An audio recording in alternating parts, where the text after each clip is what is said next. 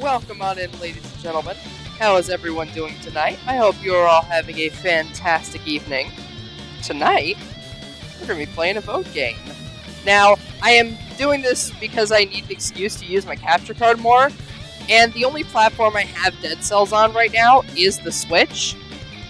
So, sadly, there is not going to be any Twitch chat integration, but that's probably a good thing because I haven't played this game in ages. So tonight, we're going to be playing some Dead Cells. Now, this is a roguelike that I absolutely adore. It was made by Motion Twin, and they're a really cool studio, and I honestly really love this game. Like, I've gotten pretty much all the DLC for it. It's, like, super cheap. And since I get it on the Switch, I get it for, like, $2, because with pretty much every single game I buy, I get, like, practically free Dead Cells DLC. Thanks to the point system.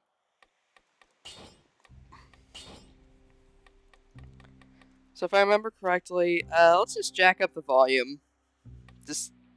There we go.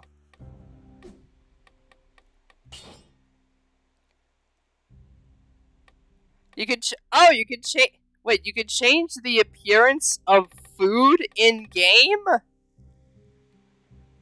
Huh. Wait, what the hell is Half-Life?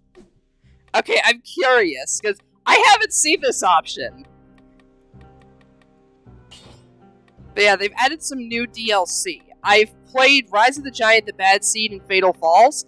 I have not checked out The Queen and the Sea. This one seems interesting.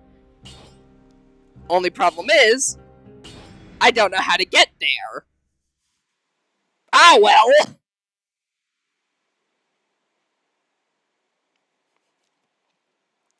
Suppose I'll just have to find out.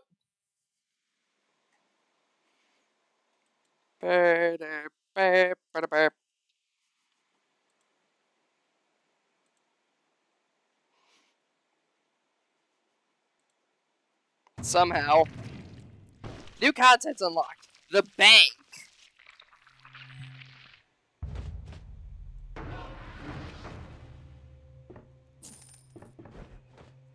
Let's see, loot from my last run. What I'm actually going to do is I'm going to remove it to change it to no boss stem cells, since this is my first time playing the game in a while, and I don't want to get my ass kicked that hard. Essentially how the game works is that every time you, like, complete a run properly, you get a boss stem cell. I think you get, like, 5 boss stem cells or something. Oh, hi! Thanks? Dear prisoner, tired of killing the same monsters over and over, bored by the lack of landscapes on the small island. Well, I definitely am. I think we can help each other. Meet me in the sewers while I'm restocking for food. Sure. Independent legend. Strange book tells the tales of heroes from other worlds. Some of its cryptic sentences seem to be providing clues, but for what? This page is titled Blasphemous, because this flask in your head is bad for your health. Okay, I guess. Hyper Light Drifter tells the tale of a man in a drifter outfit. I love this! Subject here is Hollow Knight. How much can you bounce? Bounce? But how? Guacamelee, still savior of the Mexiverse that fought countless undead wrestlers barehanded and footed. I'm always up for a good fight. Curse of the Dead Gods. It says that a seasoned explorer knows not to get hit by those nasty traps once. Who could have thought? Skull. Have you heard of the tomb of that foreign little boy? Not until now. I love this. It's literally just a book shouting out a bunch of other cool indie games. I love it. That is fantastic. This is new. Hello, I just arrived here. I'm the new doctor. I've noticed you've been having a hard time surviving on the island, and I'm looking for a new collaborator to help me with some experiments. I call them aspects. They're incredible enhancements designed to make their host much stronger. Would you like one? Come try, it's free. I mean, I owe you that much considering I developed the music of some old stuff I found lying around.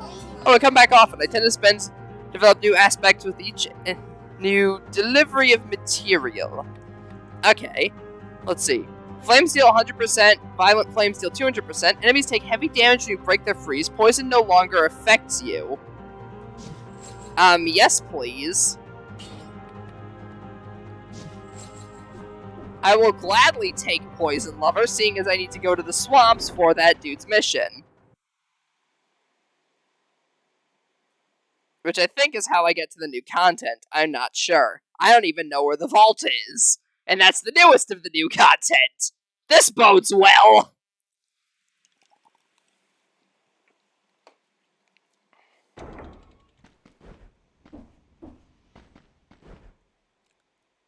Oh! Hey, you're alive! Pick your gear, choose your rotations, go kill some enemies. Find an enemy you already encountered. Big doors at the back of the room, but I don't know where they lead. Okay, so he's got the mutations. And then there's that door. Oh, this lets you refight all of the bosses! Okay, that's cool. And then, yeah, there's the Hand of the King, and there's a new final boss. So I fought the Timekeeper, the Concierge, the Giant, the Scarecrow. I'm guessing once you beat the boss, you can come practice it. Mama Tick, Conjunctivitis, the Concierge. I love how they're separated by tier. Because the bottom ones are all the bosses you fight in like the midway, like the 1/3 point of a run. These are all the bosses you fight in the 2/3 point of a run. And it seems like the new DLC added a new final boss. Because the Hand of the King is the final boss at the end of a run. So either they added a new boss, or that's been there the whole time and I've just never managed to get that far in a run. Maybe it's a difficulty locked boss or some shit.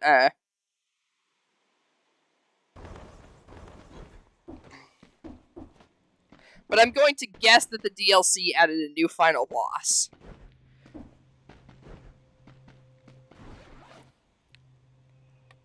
I wonder if they actually give you any outfits based around the indie games or whatever told about in the book.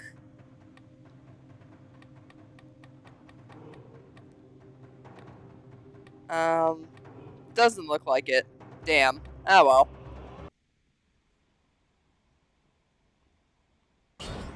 There we go. I also like the Hand of the King outfit anyway, considering the weapon that I like using.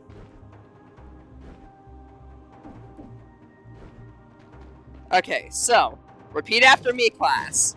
Shields are for pussies. We don't use them.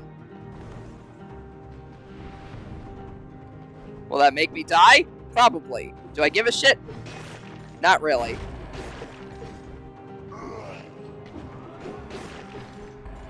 It's so cathartic being able to go back to this game and not having to worry about the goddamn assassins. Because previously, in like the initial area or whatever, you'd have to worry about like assassins coming up on your ass.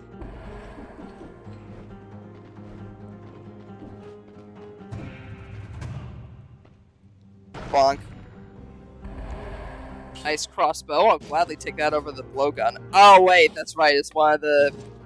I forgot that they overhauled this game, so now they have like the weird two-handed weapons and crud.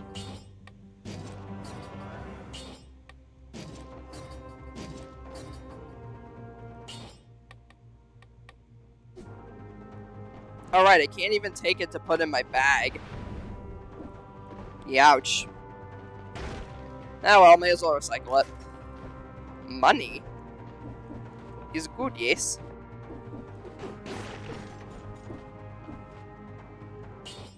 Okay, here we go.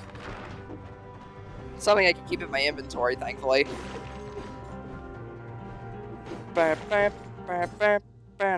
Actually, I'm gonna check something real quick. Like at 30 FPS. Bright flashes, screen shakes.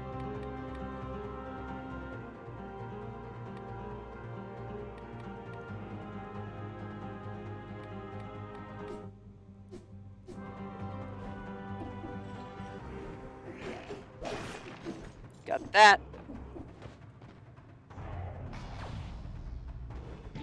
Ow. I pressed the wrong button. I meant to jump, but instead I rolled. Like a dingus, because I'm used to other games. Ooh. They just casually put a gold blowgun up here? I mean, I'll take it.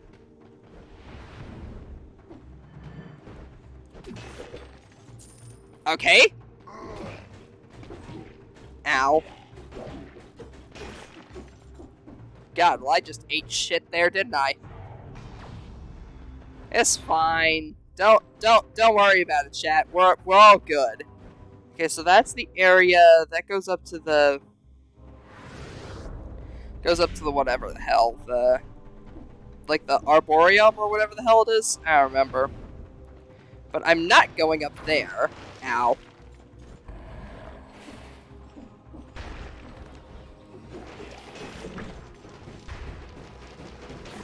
Oh, I switched it to the Half-Life thing, so now it's showing medkits.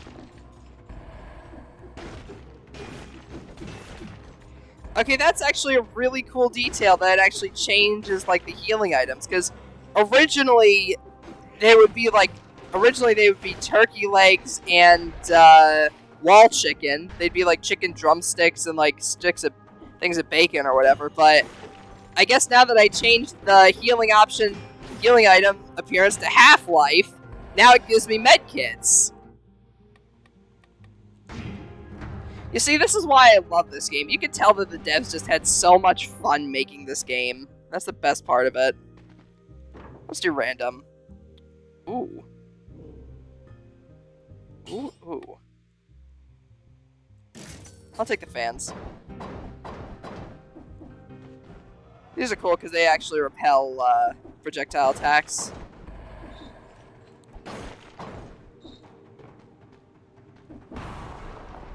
Eh. Eh. Wait a second. I can heal myself with the blow.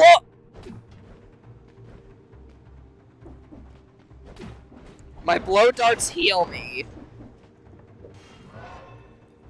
My blow darts heal me because of the poison cloud modification I grabbed at the start of the run. I just grabbed that because we're going to the toxic sewers, but no! As it turns out, that was a viable option. Goddamn. Impressive.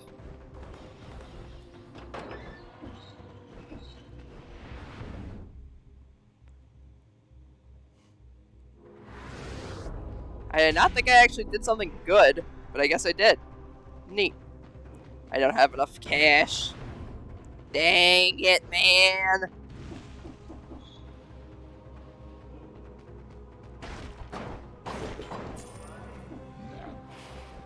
Yeah, you can open doors, but you can also roll into them to destroy them. Destroying the doors means that you can't use them again, and doors are able to block some stuff like projectiles. And also, the enemies in this game cannot understand Pyonjit's water conservation task. They haven't developed object permanence yet. If they can't see you, you don't exist. Except the red ones. The red ones throw grenades and have object permanence. Pretty much everything else in the game doesn't. So yeah, I failed that because of the stupid hit earlier, but anyways. So this is the guy you give all of your items to upgrade your stuff.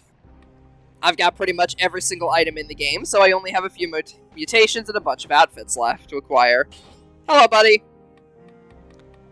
Give me double plus quality modifiers on the fans, and I can't get anything else. Oh no, wait, I can get the swarm. Nice. As for you, give me Yigdar Oris Yelox, aka the YOLO Heart.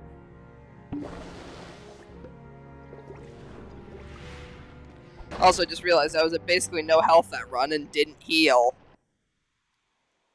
I've been playing Skull so much that I'm used to Skull now, and I forget that other games give you healing. Because I'm so used to Skull where I have to, like, kill enemies to heal. And granted, you can do that in this game, but I mean, I'm so used to that I forgot. Oh, wait, I have a health flask. I am stupid.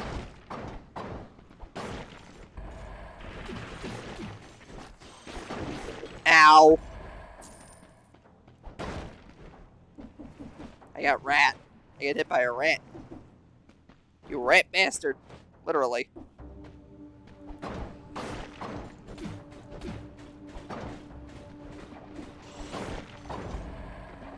So now I can just stand in the poisoned sewer water with no consequences. I love this.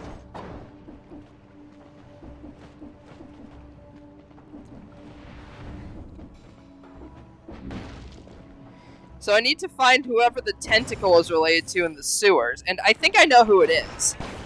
So, for those of you who don't know, Dead Cells released a long time ago on Steam Early Access.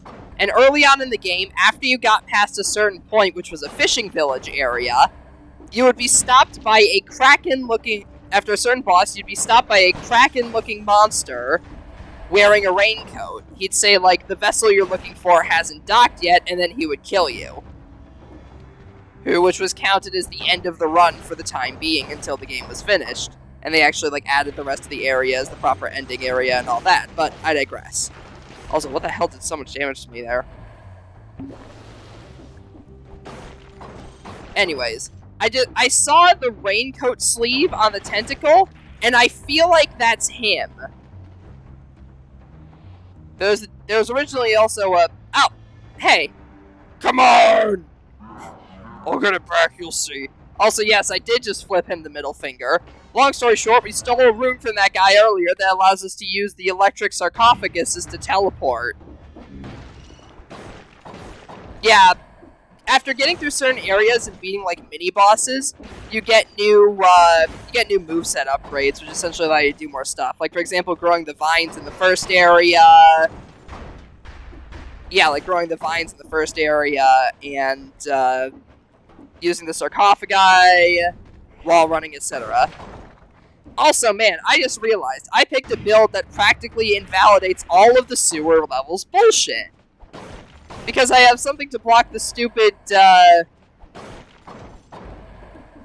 I can block the stupid explodey balls that are dropped by the slime things. Using my fans, and I don't get hurt by the poison water. I essentially, by accident, created the perfect build for the sewer levels. Huh. Neat.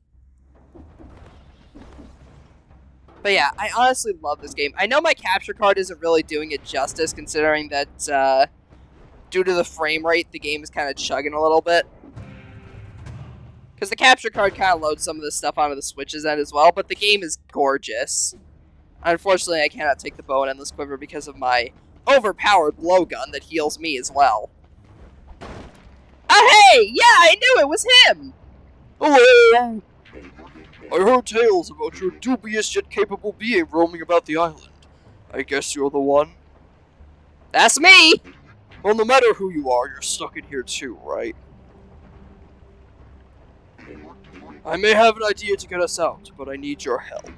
While I was roaming on the island looking for a ship decent enough to go across the sea, I discovered an old extinguished lighthouse in the extreme north of the island. It's probably not much, but at least that's our best chance. I'll be waiting for you near the castle, to bring you as close as I can. Unfortunately, the abominations hanging around mean I can't go very close. Oh, one last thing. Michel, one of the old keepers, used to live in the Silt village. Maybe you should pay a visit to his house. Okay, so now I've got the objective for this run. Make it to the Silt village. I think I remember what section of the map I have to deviate to get to the Silt village, but ah well, here we are. Okay, so there's the Ancient Sewers, which is another path in the level that I can take, but for now, I'm gonna go back because A, there's the treasure room over here. Either treasure room or a shop, and B, I want to check all the exits just in case.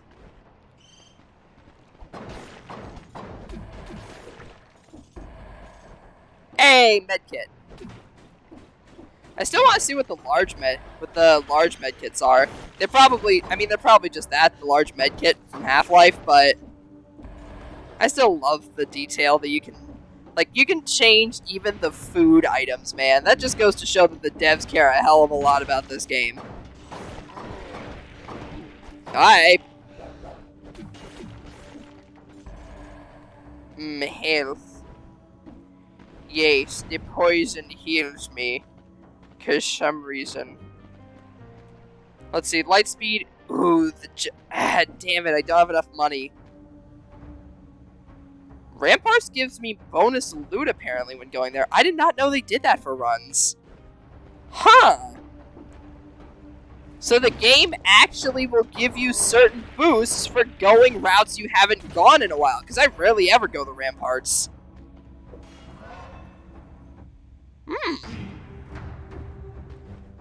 You see, all of these little details are how you can tell that these devs are roguelike fans. You can tell that these devs actively play and enjoy their own game, because they're adding in little cool little details like that.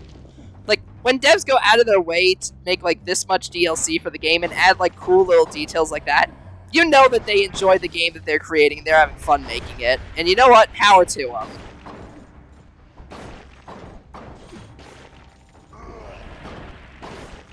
In my opinion, it certainly paid off. But yeah, this one you need the wall jump for.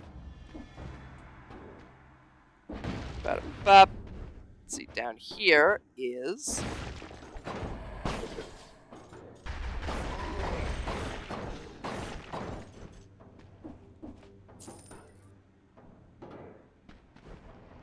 the corrupted prison. Oh yeah, that area.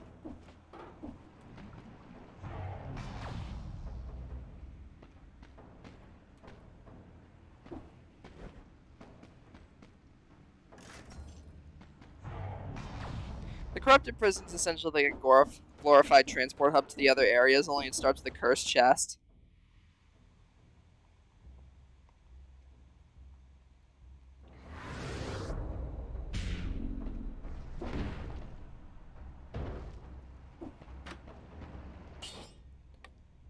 Fire grenade 3.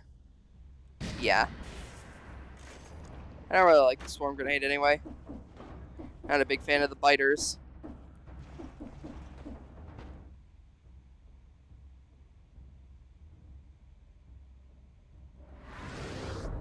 So now I can go over here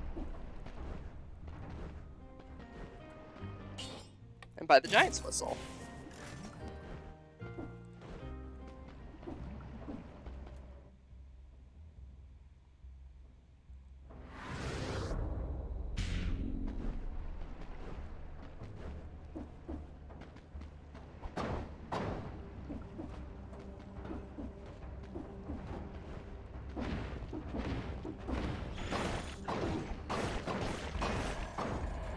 Actually, real quick, just in case, gonna take a quick, let me pause the game real quick.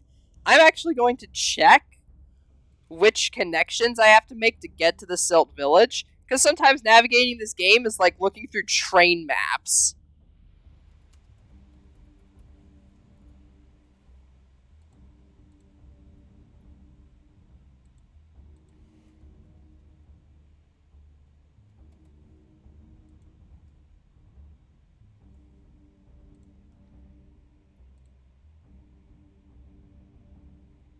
Let's see, the Silt Village.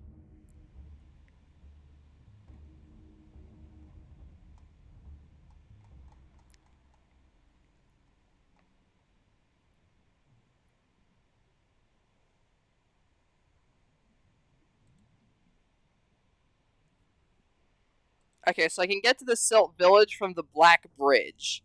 And I get to the Black Bridge by going through the ramparts. Okay, good. Okay, excellent. Now that we have that cleared up, it's going to be far easier to get where I actually have to go. Not to mention the boss of the ramparts is piss easy. I wonder if maybe the game's giving me like the indicator of, hey, go to the ramparts. Maybe not because I haven't been there before, but maybe that's the game's way of subtly leading me towards the objective for the new story stuff. Yeah, that's what the Giant's Whistle does. It gets a giant to punch the enemy to death. Okay, Ruby Amulet, minus 5% damage received, plus 1 healing, downward dodging plants a bomb, and downward smash spreads the ground in inflammable oil. Nice. Sadly, I do not believe I can fly by covering myself in oil.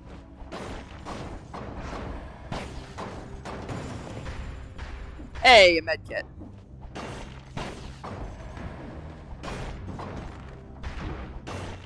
You bitch.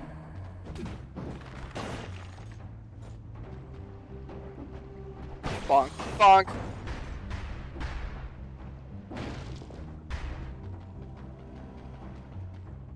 Alright, now off to the ramparts. So, over the ramparts, across the Black Bridge, into the Silt Village. And then afterwards, let's see, you have visited this biome far less than the other currently available biomes. Visiting it will provide a bonus to selling gold drop rates. That's really cool! So it actually, like, incentivizes you to step out of your comfort zone and go to the biomes you don't really go to as much, allowing you to further appreciate the game's level design. Huh. Little details like that are why I absolutely adore this game. Like, this game does so much right from a design perspective and a gameplay perspective. Alrighty, that's No Mercy done. Now to work on the Annoyed Tick outfit since I don't have any other gear. Let's upgrade this to S quality modifiers. Can't upgrade anything else. Hello, sir. I would like Necromancy.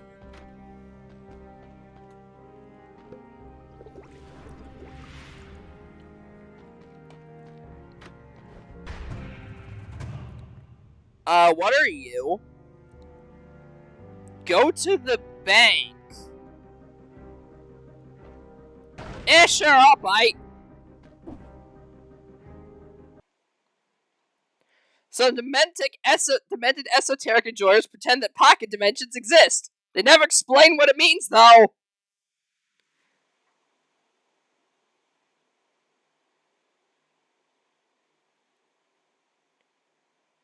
Okay then, so I think this is the area from the newest update.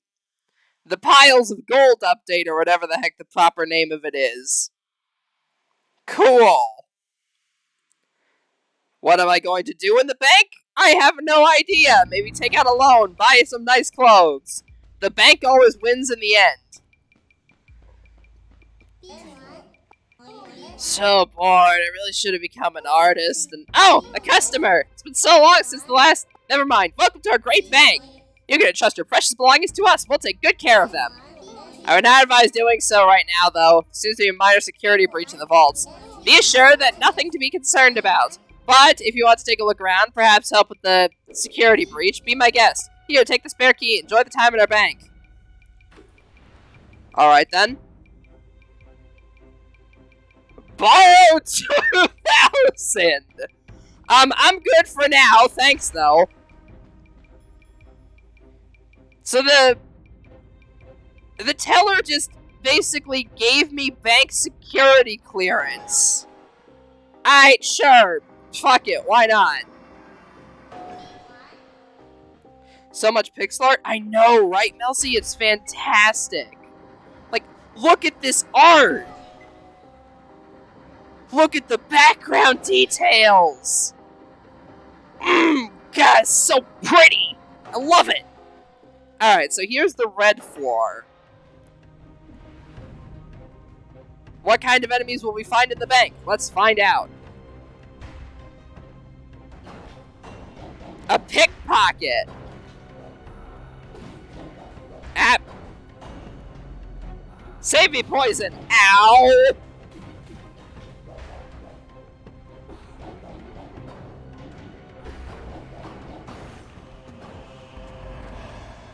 You know, it's always a good sign when the first enemy you come across in an area you've never been to before kicks your ass. I mean, granted he was an elite, but still.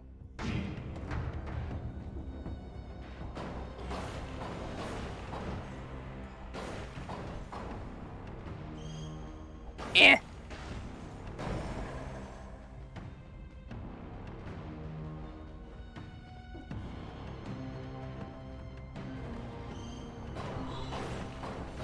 Wait, what do you do? Well, I guess I'll never find out. He's dead.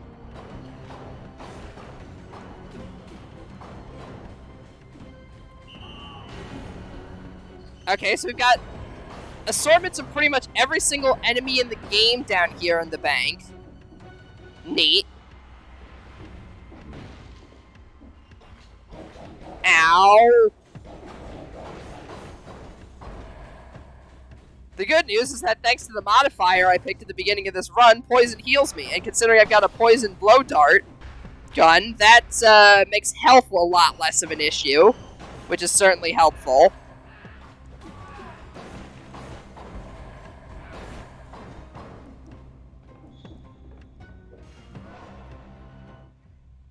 Alright, I'll take damage upgrade.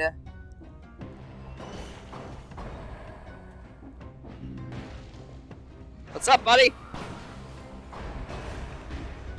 Ow.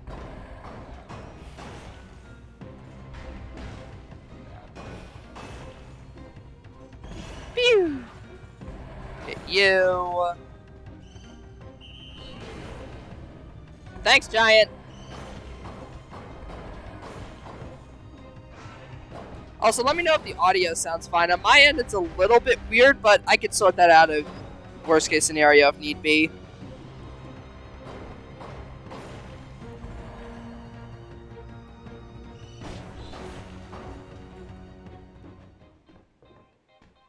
Ah, hello there, merchant, in the bank. Right next to... Oh, cool, so if I need an item really badly, I can take out a loan. I don't need any of those in particular, thank you, though. I love how they've put ATM machines all over this level, so it's like, yeah, you want some gear, that's fine, you can just take out a loan. I don't know what taking out a loan does, and frankly, I'm too scared to ask. Scott the Woz has made me terrified of banks now. Ow. Oh, God! Ah, of course the golem that's made of gold gets stronger when he absorbs gold. How foolish of me!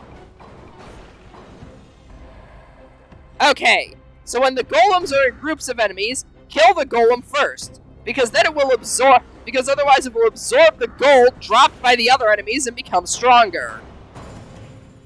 Makes sense.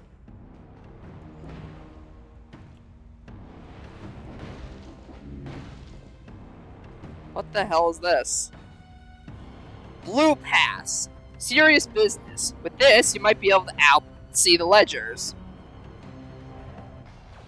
Just pretend that I didn't hit my head on that. Oh, that's cool. And they show you like a little map of all the levels of the bank. That's neat. Pile of ripped bags. Someone violently tore the merchant's bags with a large variety of weapons. They must really hate containers. These bags have appeared to multiple places and seem to be empty.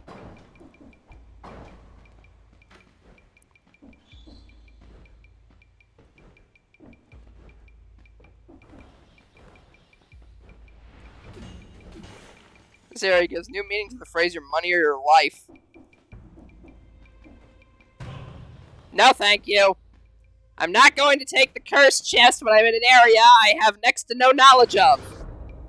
I don't want to get killed by a trial and error enemy first time because I took a cursed chest in an area that I don't understand. Down I go.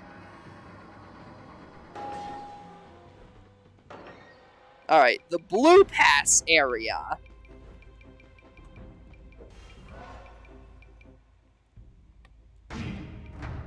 I'll take the survival upgrade. Lord knows I need it.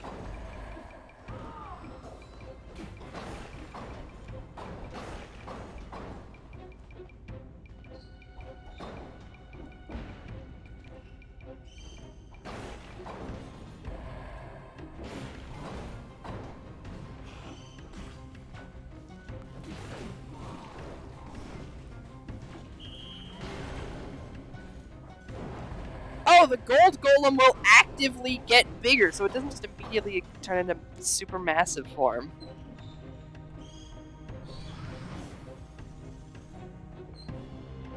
It's actually really cool. Bap, bap. Let's see, 1 second. I'm actually gonna do something real quick. Let me see here.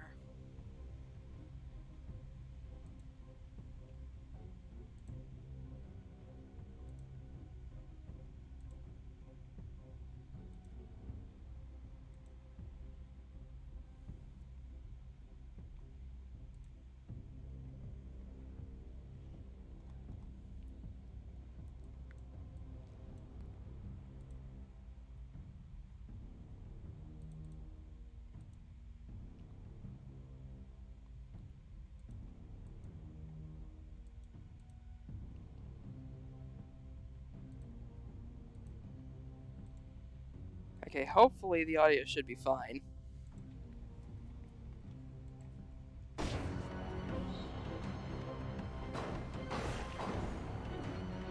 Bop, bop.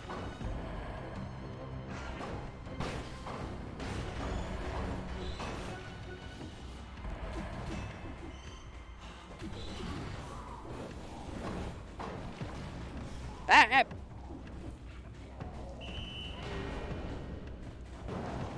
Go away.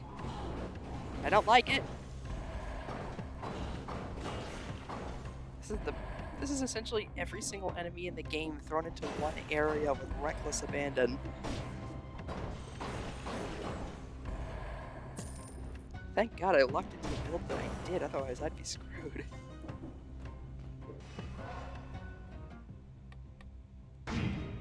Yes, please, more survival. I desperately need it. Oh, hello there.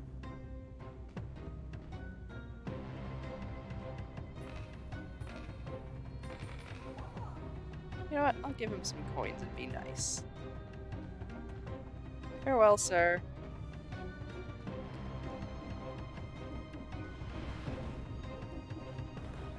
I'm not going to break his piggy bank because then he would be sad and that would make me sad, so I'm not going to do that.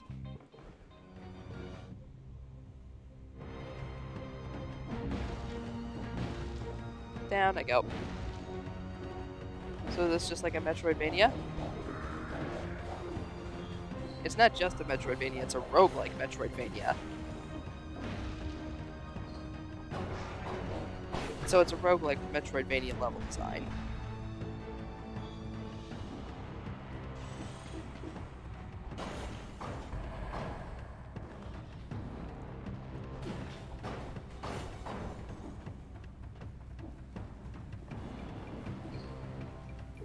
Yoink.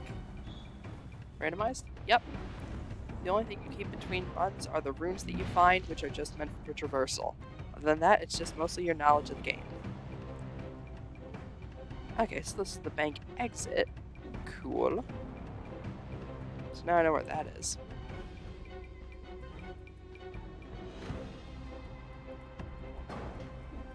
Ah, we got the librarian.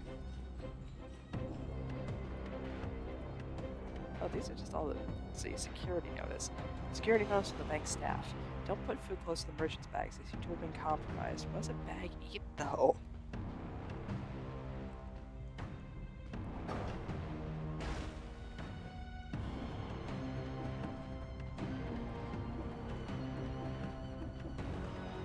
But yeah, you get different, like, power-ups and everything at the start of, as you progress through each run. The only thing that remains the same are your permanent upgrades that you get with cells and your traversal runes. Other than that, it's all random, baby.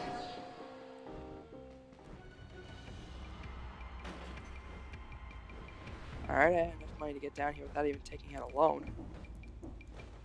What's down on this floor anyway? Ah, God. Thank you.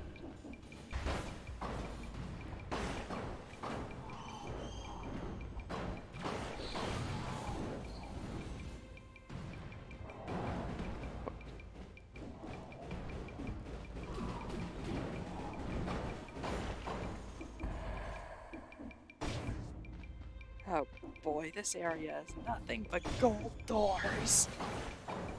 I mean, I know it's a bank, but still. Oh, fortunately, it's also full of bats that explode when they consume gold. They explode into gold.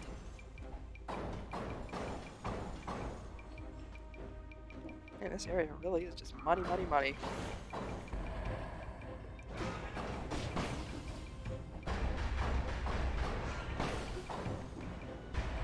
This feels like a bank. Like a bank heist in Payday 2, not a Dead Cells level. Alright. Yep.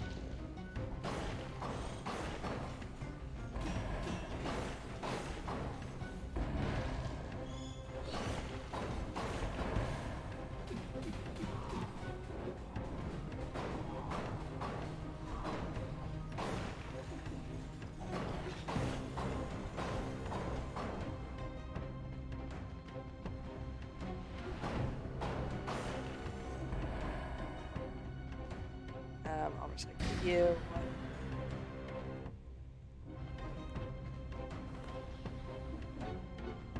Yeah, the game also gives you a temporary speed bump out of combat, which is cool. Lets you get to the rest of the level faster.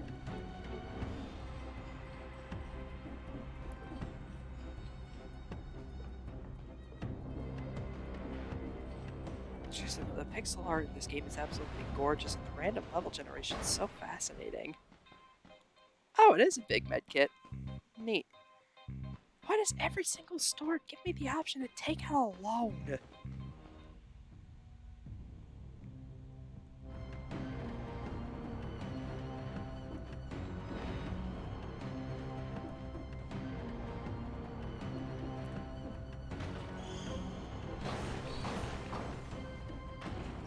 Every single store in this area gives me the option to take out a loan.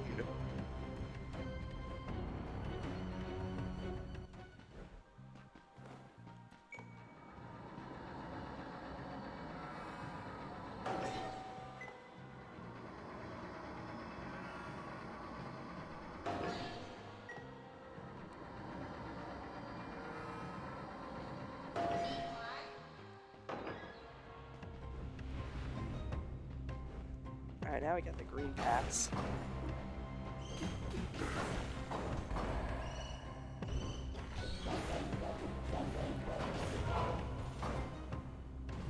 Oh, of course I find the green shield in here.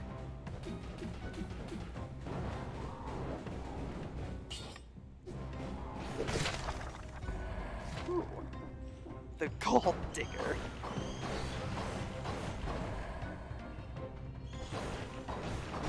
Now, I ain't saying she a gold digger. I am not allowed to finish the rest of these lyrics.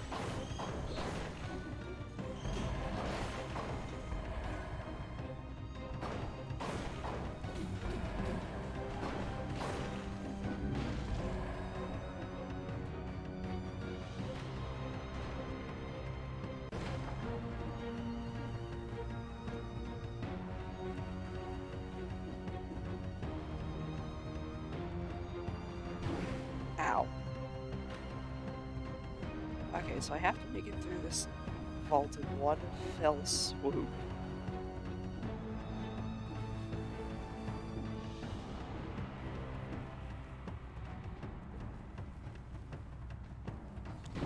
Dang it! I desperately want to figure out what's at the end of this.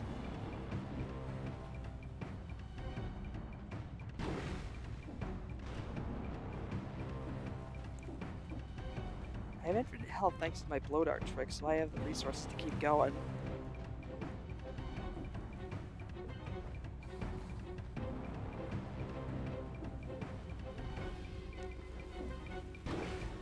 How am I supposed to get past that?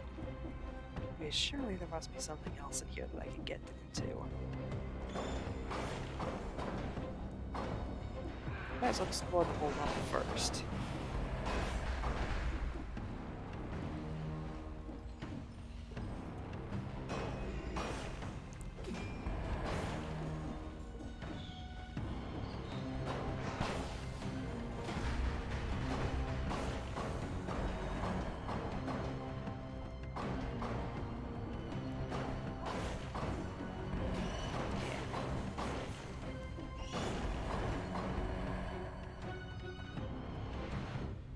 That's the entire level map filled out.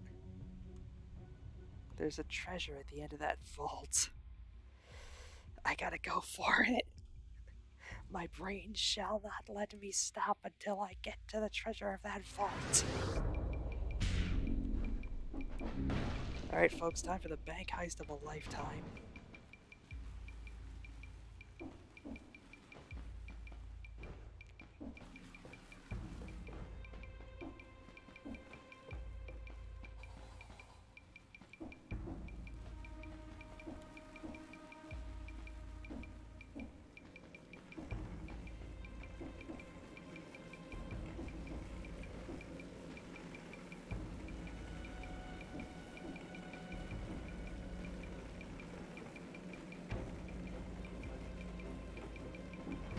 Dang it!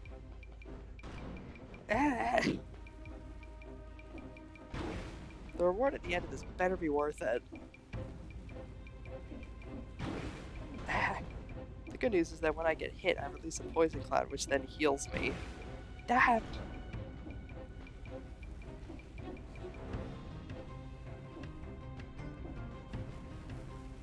Stealth. Ow. You see, this is why I can't do stealth in Payday 2.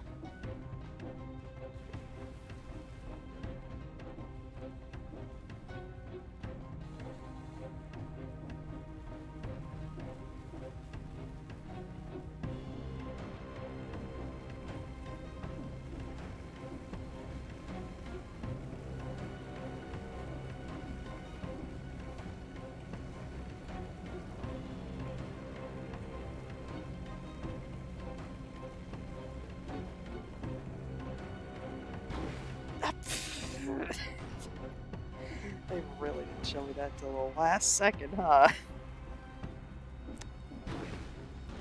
Oh. I think it's because one of my folks is taking a call in the other room, so I don't want to, be too loud. Yep. Come on. Alright. Then it also kind of adds to the ambiance of, the stealthy bank vault break-in. Damn it!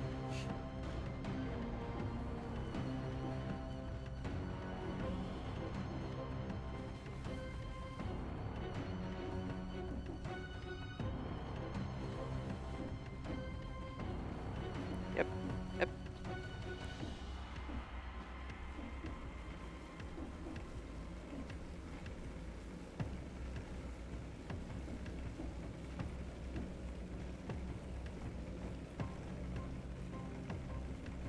Okay, so I've got this portion of the level pretty down pat.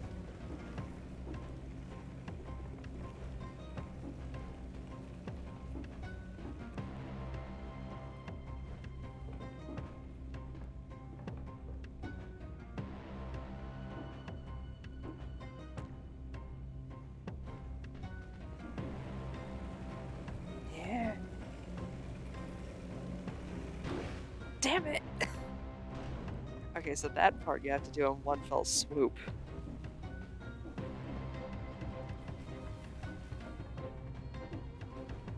Seriously though, I love the music in this area. It's giving me like Mission Impossible vibes. What's that? Oh, you can't even cheese this. I was wondering if you could use like the item like the feather or whatever to fly to cheese this, but nah, you can't even use your items in this part.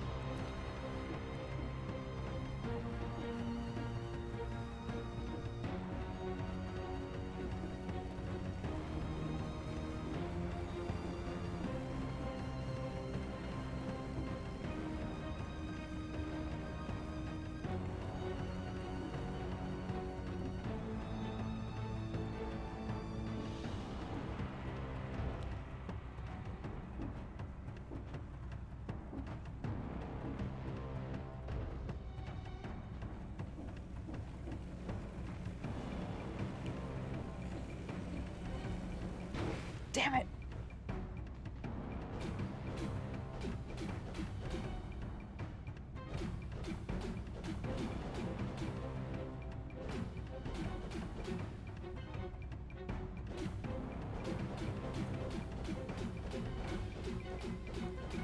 Good dev zombie memories. I guess I can't use the poison thing necessarily. The traps don't deal too much damage, so it's fine. Damn it.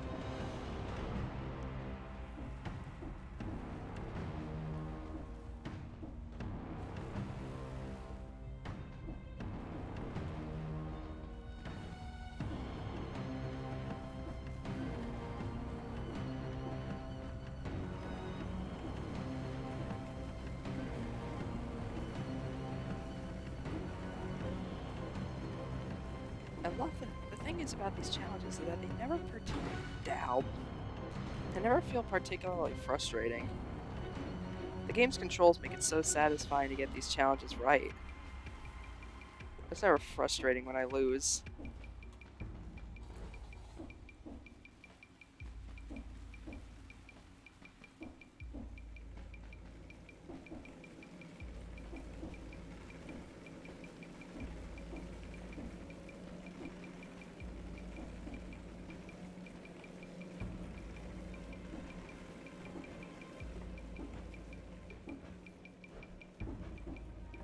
Whoa, that was close.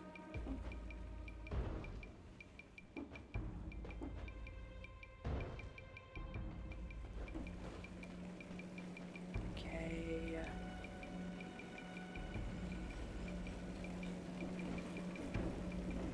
Oh. We made it, boys.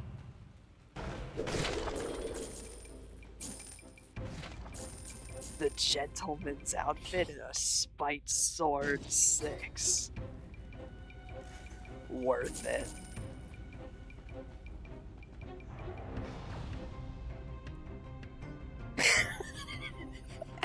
He flips off the...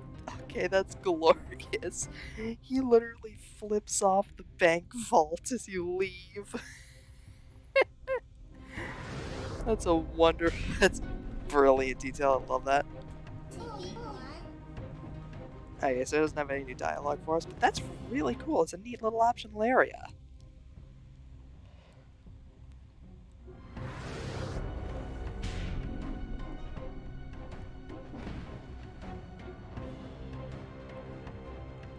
And now with that, we shall exit the bank.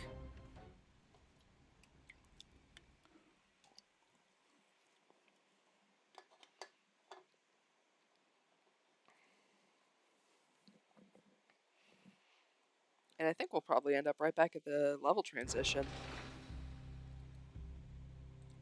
Yeah, we're right at the end sewer level transition. Oh no, wait, this is a different bank vault transition.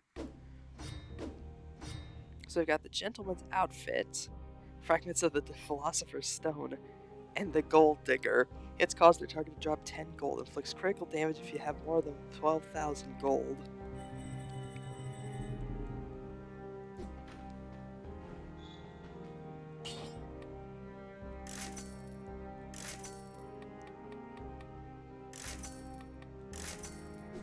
I came out of that bank vault a rich man.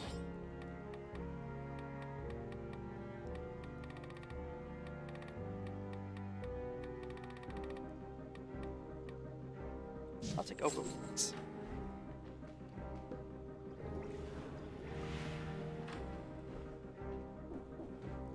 So it's either the insufferable crypt or... Oh, sweet, I get to go... I just skipped the ramparts entirely. I get to go to the Black Bridge. Nice! Nice, nice. Because this is the area that can lead into the Sill Village, so... That means I could skip the... Skip the rigmarole.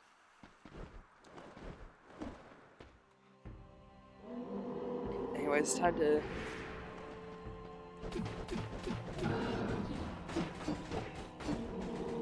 Time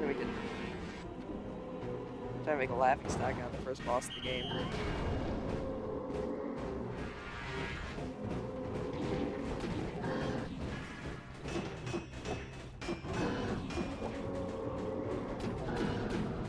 You fool, when you attack me, I spit poison, and then that poison heals me. You can never defeat me.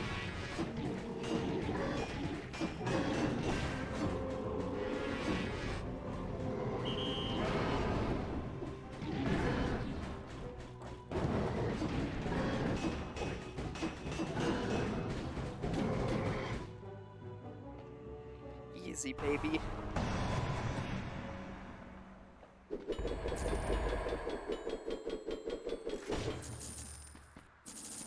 Yeah, that Wings of the Crow was the item I was thinking you could use to cheese the vaults, but nope. Game doesn't even let you do that.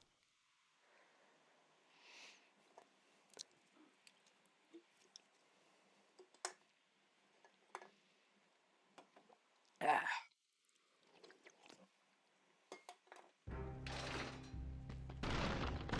Alrighty, on to the next portion.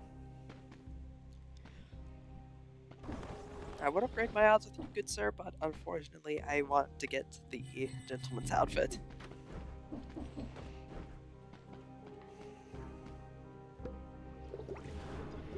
Here.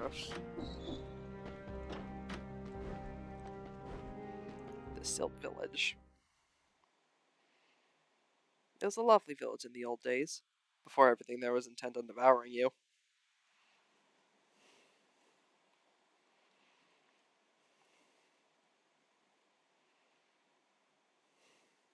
do be spitting facts.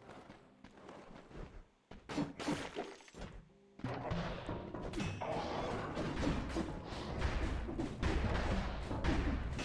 forgot all the enemies in here is spawn leeches!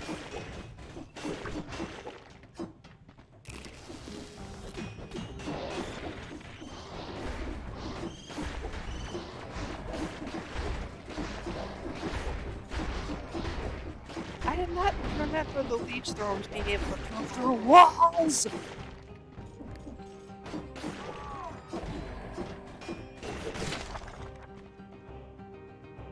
Wait, what was that out here? Hattori's Katana. Alright.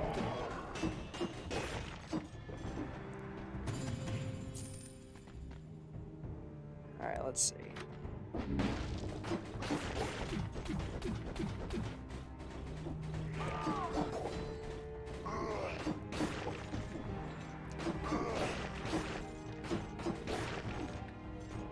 Okay, yeah, robbing that bank vault was a big plus. This sword is nice.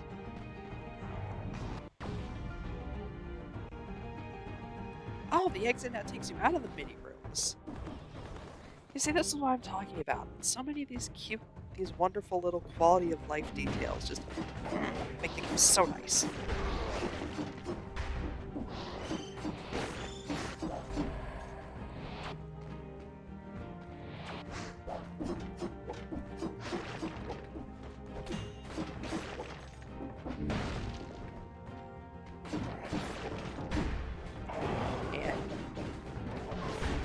Wow.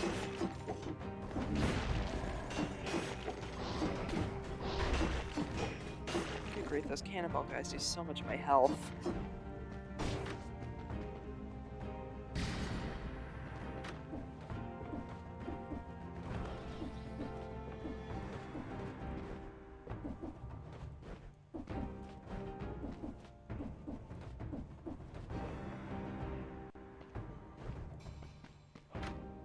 Let's see. A woman who opted for the fast method. Strange, she doesn't seem to be infected.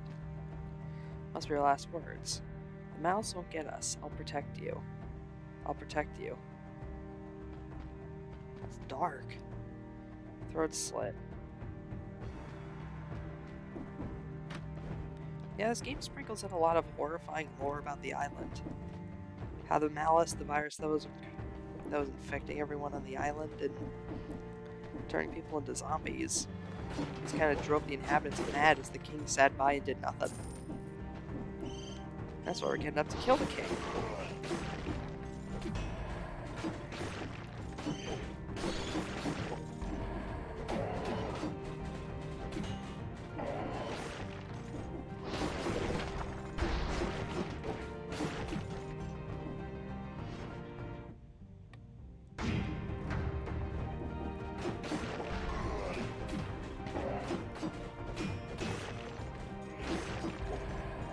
Bap.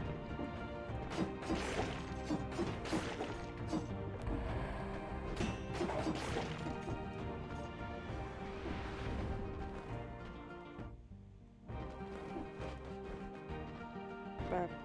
Bap. Bap. Bap. Bap. Alright, let's see. In here, we have a little bakery that sells medkits for whatever reason. Ah yes, the bakery sells medkits. I guess those technically count as food if you squint hard enough.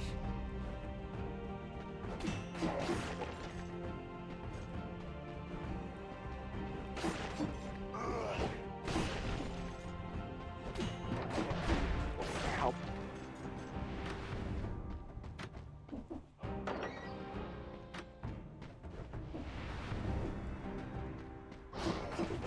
I wonder if I can find that. I still want to try to find that dude's house in here somewhere.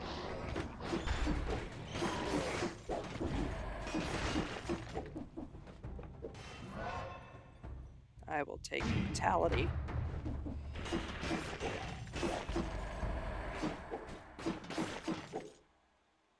Right, so that.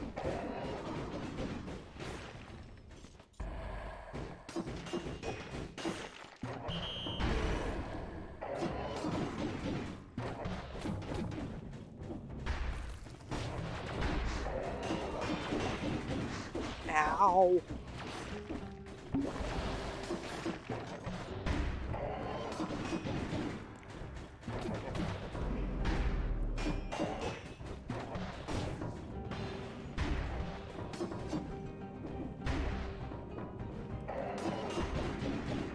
You need to piss off.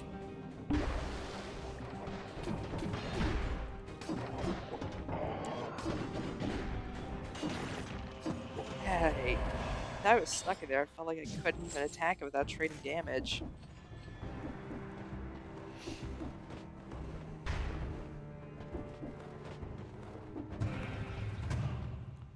Bap. I'll take the cluster grenade.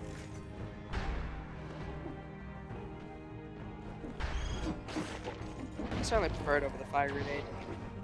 On regular anyway. Bap, bap, bap, boop.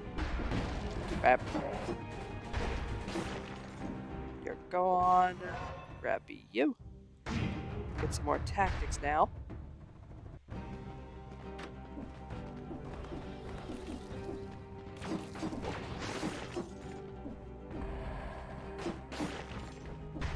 Get you out of the way. Yeah, those are the normal version of the gold bats we saw in the gold vault.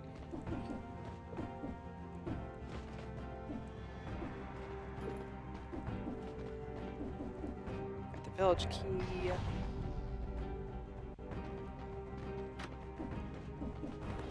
Oh, right.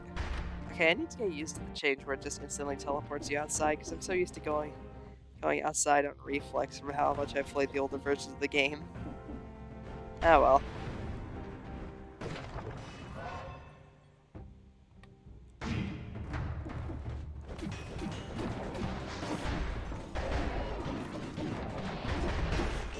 I hate this stupid sailor, guys.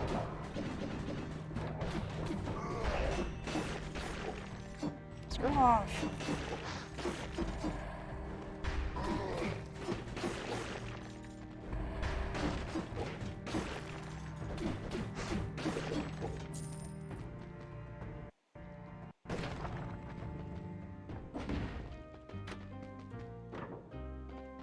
Nah.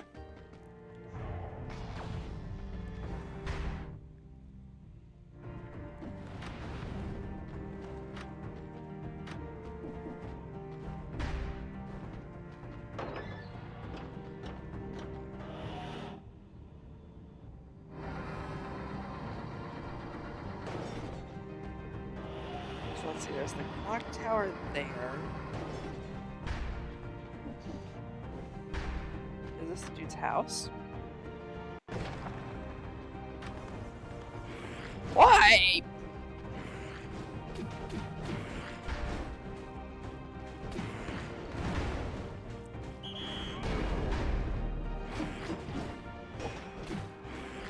You hit hard.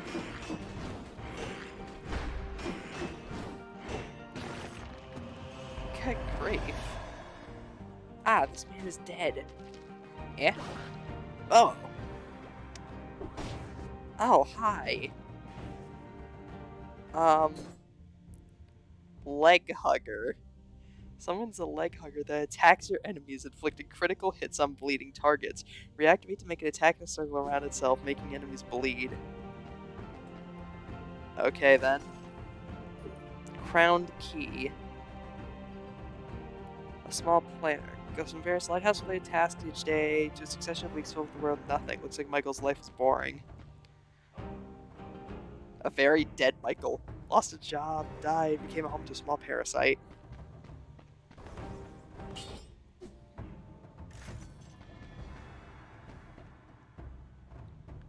His eggs have definitely not been laid by a chicken. It's gonna be trembling from time to time. Charming. Very. Okay then, so we have this now.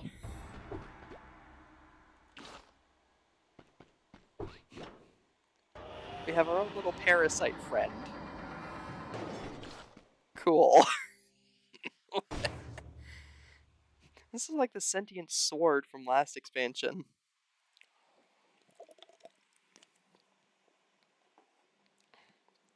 Okay, for context, Last expansion, if you opened a particular vault in the Floating Isles area, you got a sentient sword item. And it was actually really cool, because you could send the sword out to fly on its own, or you could attack with the sword. When you set the sword out to attack on your own, it would inflict a certain debuff, and then if you attacked with the sword in your hand, it would get rid of that debuff and deal more damage, giving it an opposite debuff.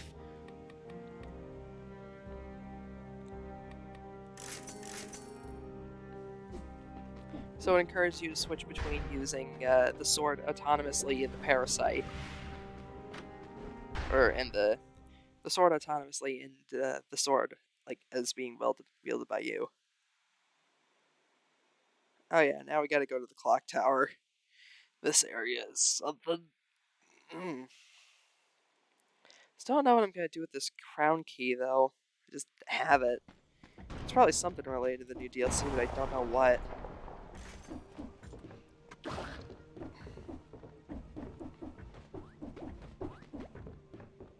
Alrighty, little parasite, come. Put us away.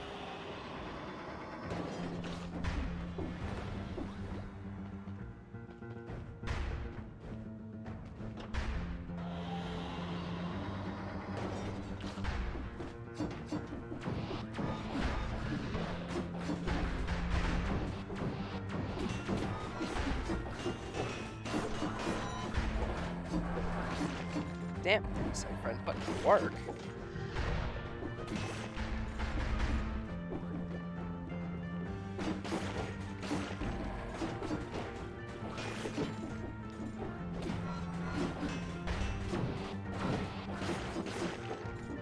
Boom.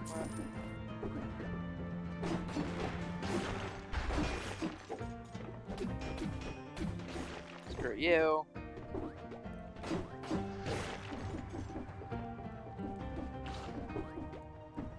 Those guys are more cannonball shooters, only those guys' cannonballs explode into slightly smaller cannonballs when they, explode. I hate them. I don't like them. I hate the cannonball attacks. I despise them.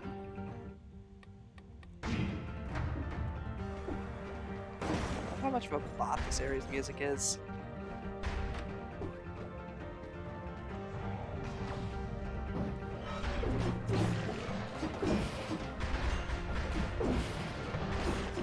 Yeah, that's the other mechanic of this area. It'll sometimes teleport you into the thick of a group of enemies and let you try to get out yourself. It's fun.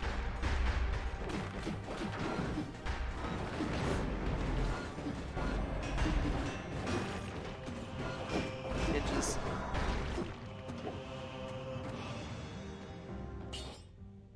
Let's see. Yes.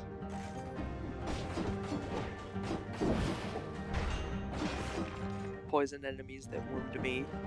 Perfect. Because it doesn't mean just inflict the poison debuff. Oh no, it means spawn the poison cloud around them. And I get sweet, sweet healing.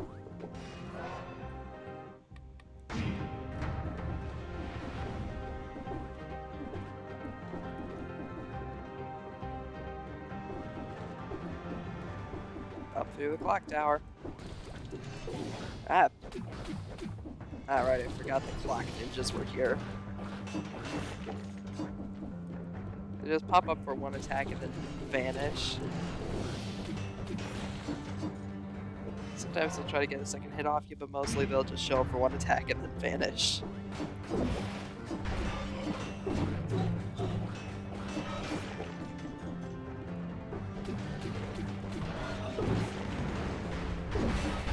Oh, hey. Thank you, parasite friend.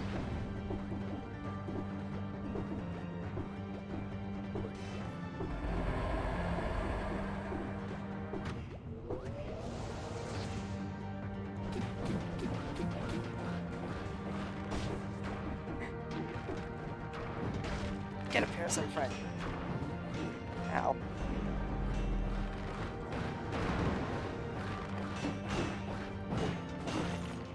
Yeah.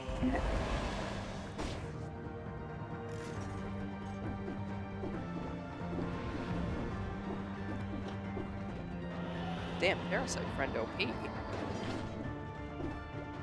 No nerf though. He friend.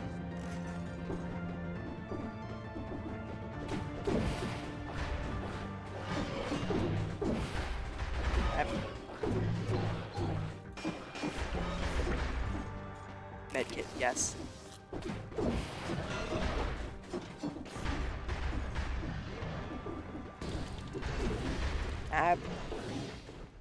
Clock ninjas.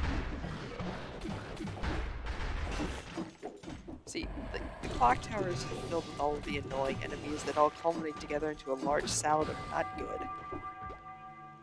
Oh hey, I got the bell tower key from ringing a bell. Neat. It's just one of the locks down here, but I don't really need it.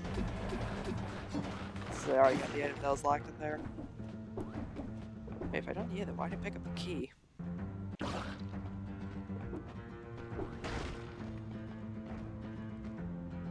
Oh, the desk. Desk belonged to the Guardian's Tower. Contaminate, execute, contaminate, execute, contaminate, executed. Contaminate, executed.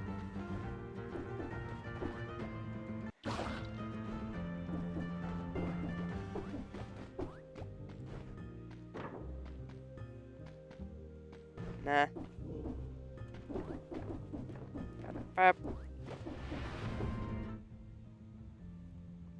Now we go over to one of the other clock towers and go again. Up we go.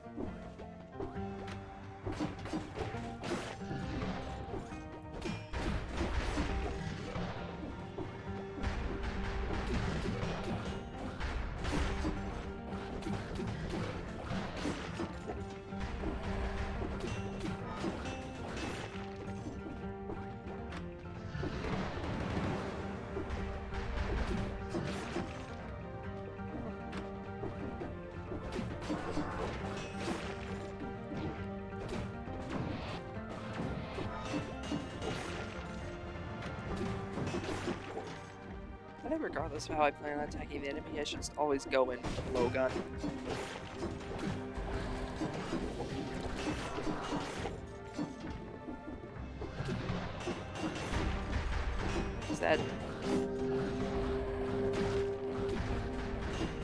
That health regen for poison is so damn good.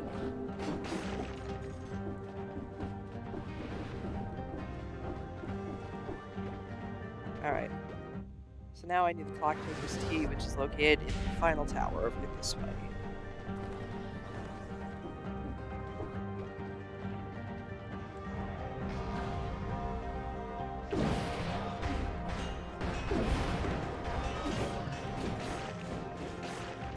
Oh! He evolved! Summon an adult leg hugger that attacks your enemies, inflicting critical hits on bleeding targets. He grew bigger.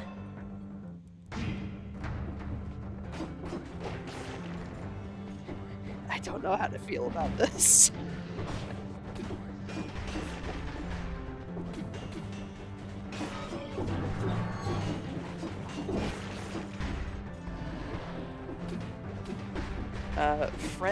Friend is now very large. And also has many legs. Friend is kind of scary now. I don't know how to feel about this.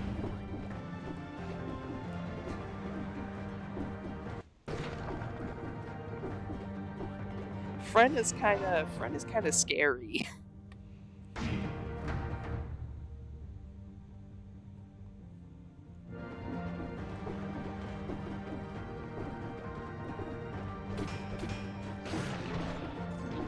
Ow.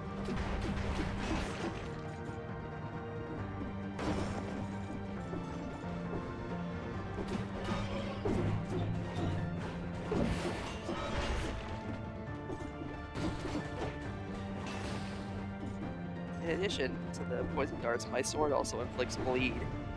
Or my melee attacks inflict bleed thanks to my augment, meaning that Friend is going to be inflicting permanent crits essentially. That's very nice.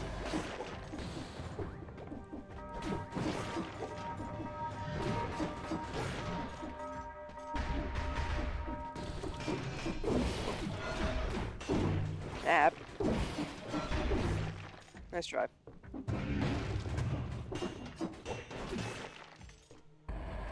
Friend is scary.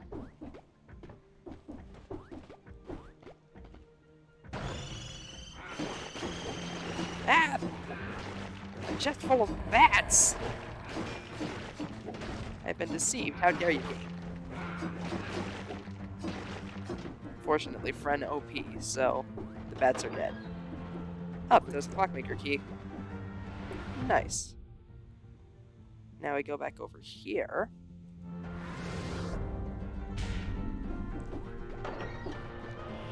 And ride the elevator up to the clock room.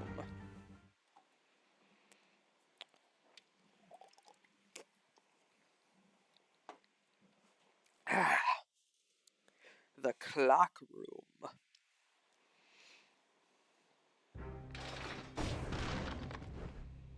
Hello there.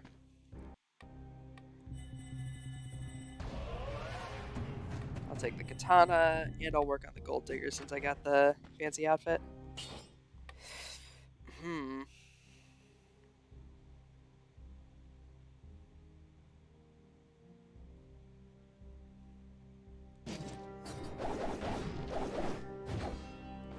Okay, I really want to use the katana. I'm sorry, Spiked Sword, but I must go with the katana. Let's see.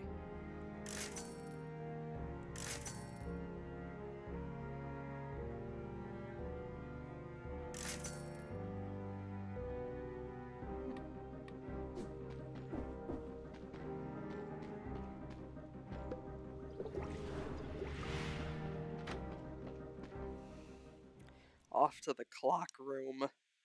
In this room, the timekeeper. No, was it in this room that the timekeeper? No, in this room, the timekeeper will. Hold on. Where were we when?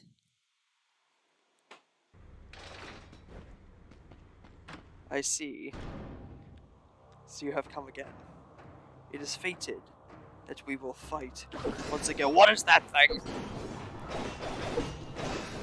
Hey, timekeeper, meet my new friend.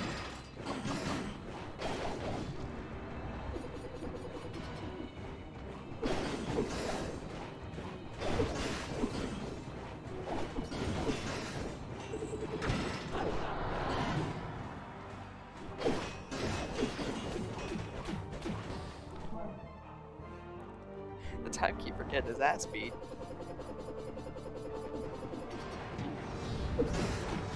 Yep. Yep.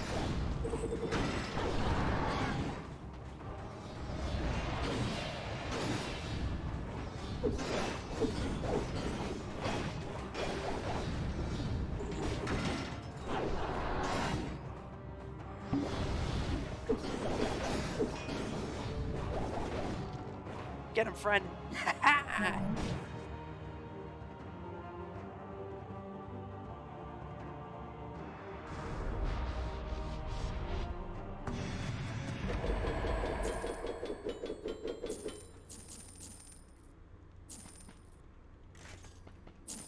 The timekeeper was slain by Friend.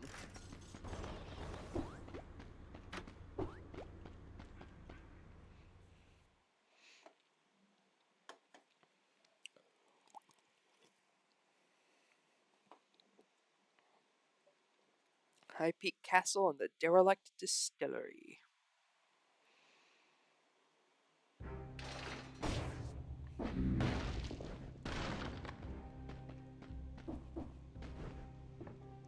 Hello, sir. Take my cells. Take them. Healing.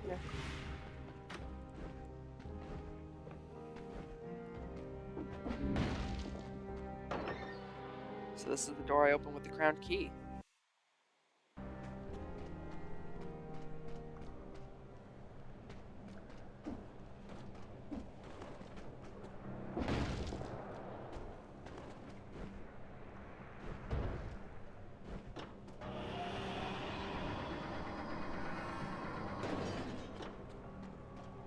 Hello there, friend. I've come to fulfill my end of the bargain. So you came. We'll set sail as soon as you're ready. Be advised that what's lurking in the shipwreck is really unsavory, even by my standards. But I'm sure you didn't come that far to get cold feet, did you? Off we go. Sailing off to an abandoned ship with a drunk Kraken. This is sure to end well. I can just tell. I can just tell. Ships were freely coming and going to the island before the lighthouse was extinguished. Achievement unlocked. Iceberg right ahead. Reached the shipwreck for the first time. Iceberg! Dead ahead! Friend? Look, friend. It's your people. Oh, hello. What are you? Not friendly. You have an anchor.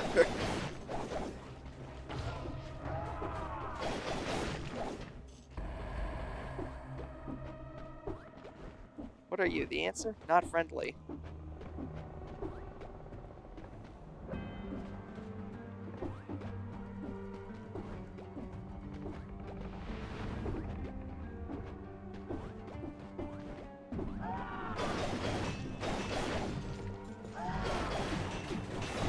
Map?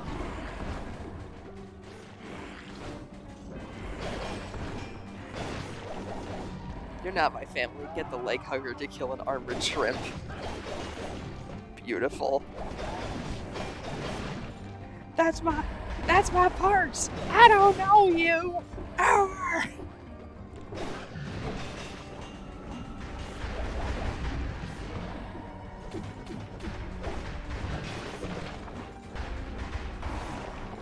What is this? Part of a map? Do you need to kill all the enemies on the stage to assemble the pieces of the map? The plot thickens.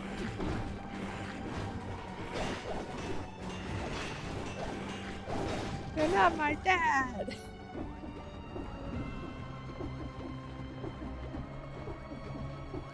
I am glad Leghugger is on my side. He did not switch allegiances as soon as we got here. I mean, technically I killed his dad and then became his surrogate father. But that's besides the point.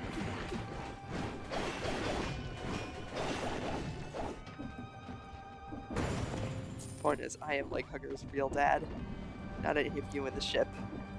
He is mine. You cannot have him. I shall name him Leggy Boy. Ow. Go, Leggy Boy. Get him. Yeah. The Leggy Boy.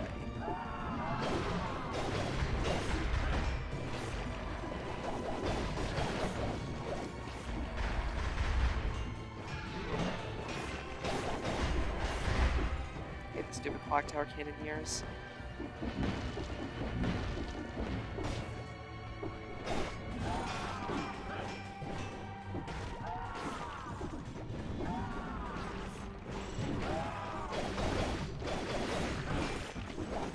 Ow!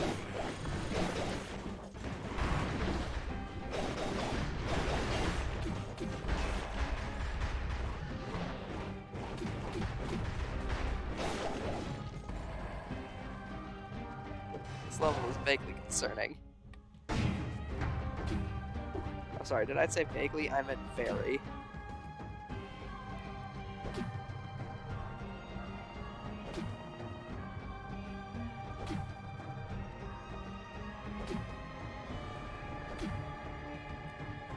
Okay, that's good enough. Just had to med kit up real quick. Another map part. Curious.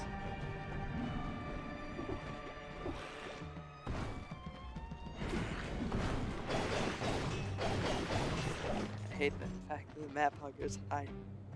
I hate the fact that the wall hugger, that the armored shrimps hide inside the walls.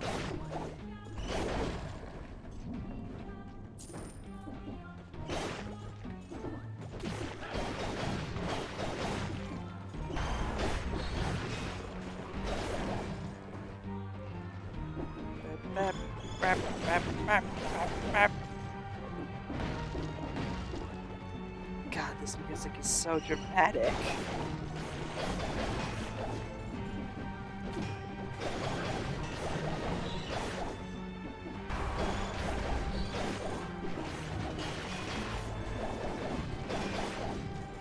as I hated it, I kind of wish the Buccaneers were in this level rather than the Clock Tower Cannoneer guys. Because I feel like the Buccaneers would fit the ship better, you know? Because we'd have the Buccaneers and the anchor throwing dudes. I just kind of feel like they would fit the atmosphere of the level a bit more.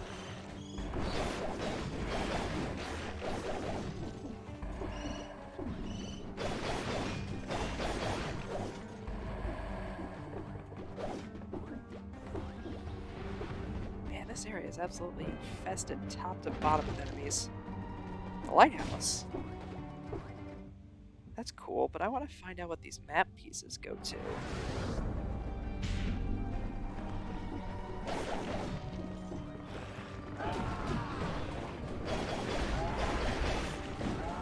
So I know whatever map pieces go to is in here somewhere, and I'm in no position to worry about dying right now, so might as well explore. Maybe get a new weapon out of it. Grab you. Brutality. Yes, please. What?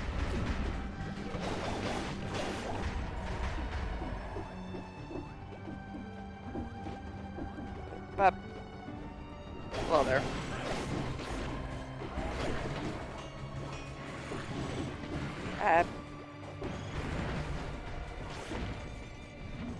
Another map card.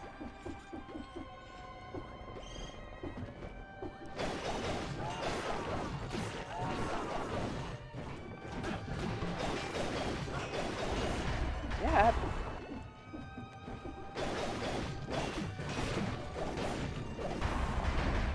Ow.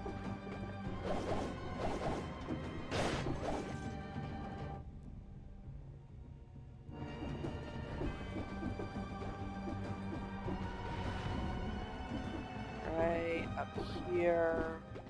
Hello, sir. I am surprised that you are doing service inside of an abandoned ship, however, I will not question it.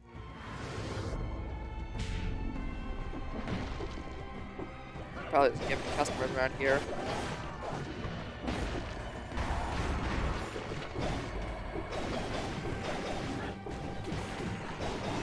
Ow.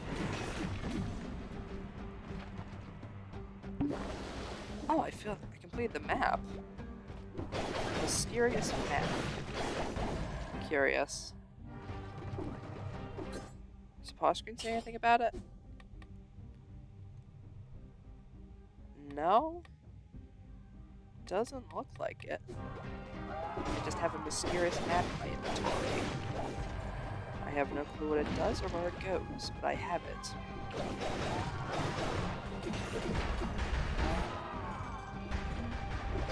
I can still keep making up map parts? Oh, I guess they're probably like a random drop from enemies or something, I'd imagine.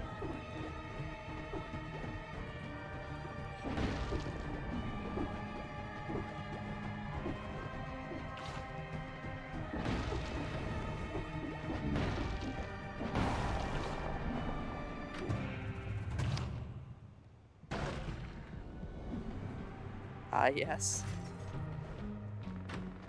The treasure chest at the bottom of the pirate ship. What does it contain? Shit. Literally. Fantastic. That's just wonderful.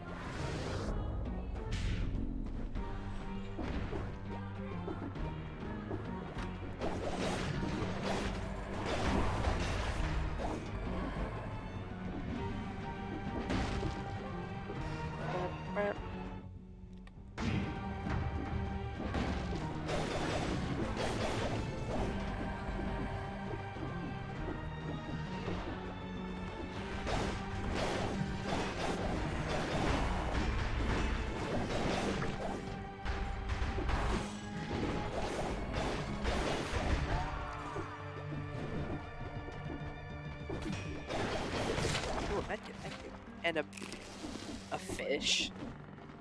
I can throw a fish at people, yes.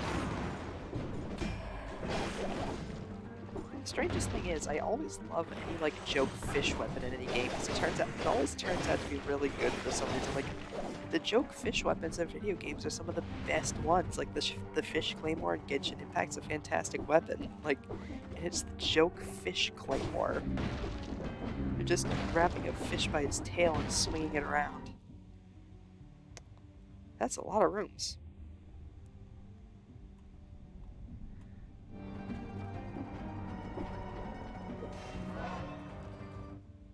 I'm guessing one of these is where the map goes.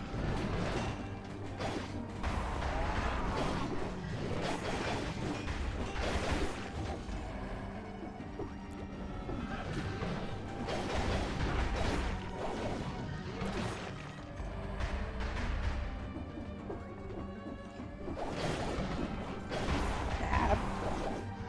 Yeah. Kill.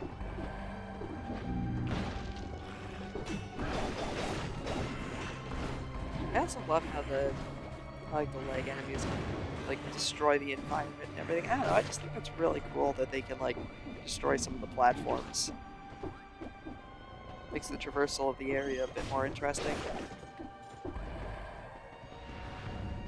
Alright, so down here, another dude holding the fire sail. And up this way is likely where we have to use that map. Maybe. Possibly. Potentially.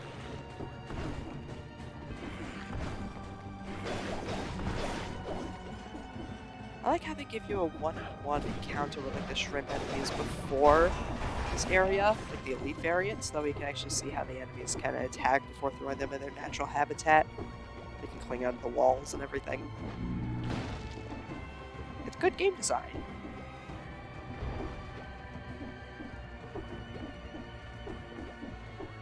I know good game design when I see it.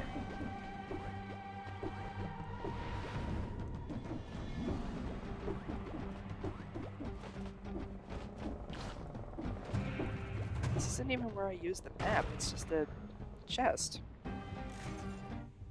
Huh. Wait, back at the top of the ship? There's a lock icon back at the top of the ship. Is that where I use it?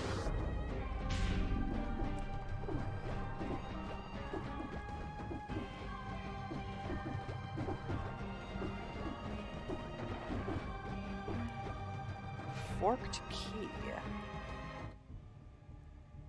What the heck is the forked key? I've explored literally everywhere else in the ship. I don't have a forked key with me, so...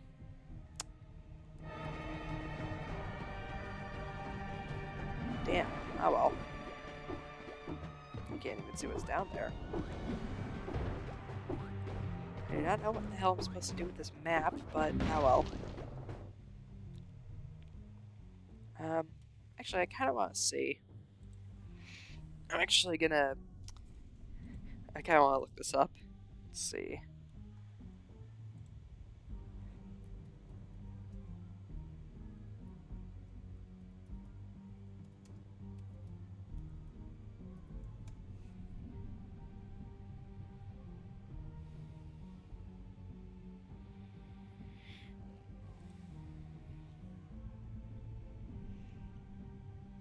Let's see.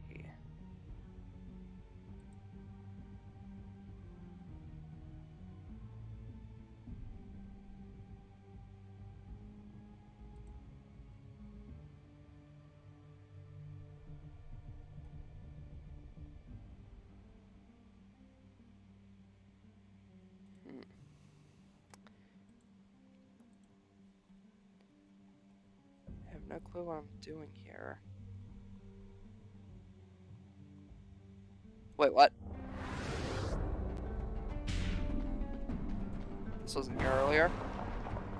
Aha! Tricky, tricky game. Literally marks an X on the map. Well, I'll be damned. Impressive. Alrighty.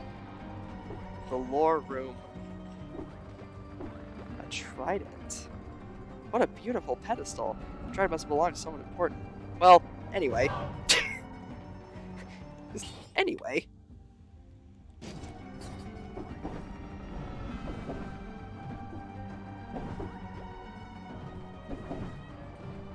Alright, so let's see.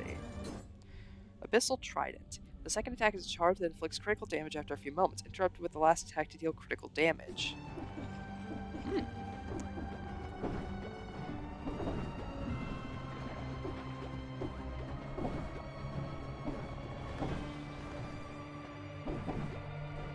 Neat. That's actually really cool. It's literally an X marks the spot on the map.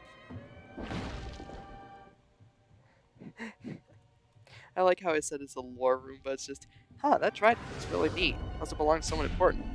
Anyways.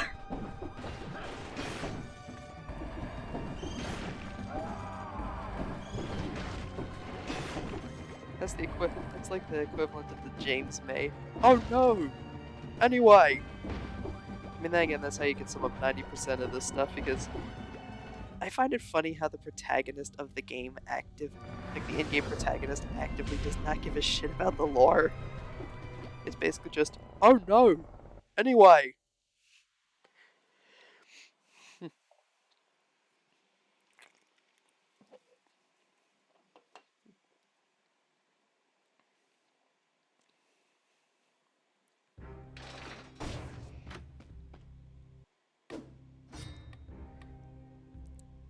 It's a melee weapon. It swings and throws the shark.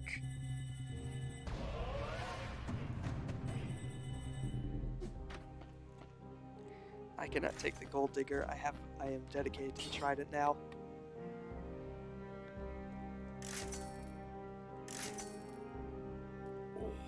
Oh.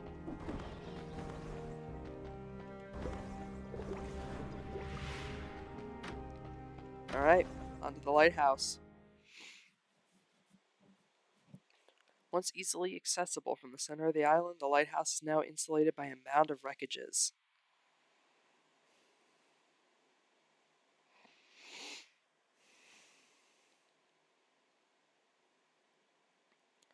So I guess you used to be able to access the lighthouse from, let's see, the 8th Wonder. Reach the lighthouse for the first time.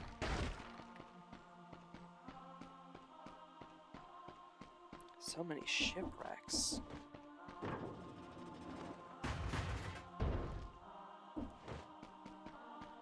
What happened to this place?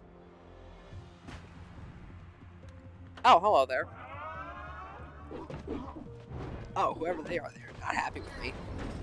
Listen, I'm so sorry for disturbing your peaceful rest here, but, I did not intend to do that. I'm just going to run now. Bye.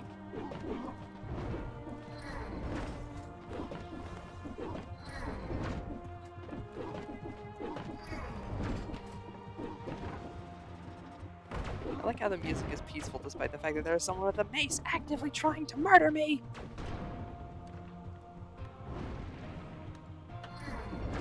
Calliope. Or Calliope, however the hell they pronounce it. Oh hey, the fire stopped. Cool.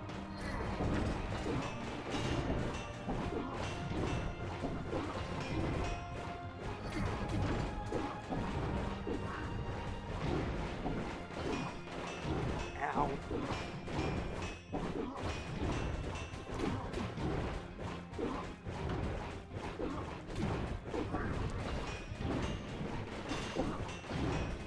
Ow.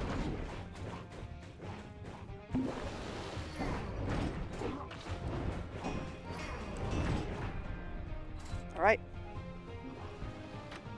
Of course, there's more than one phase. Or wouldn't there be?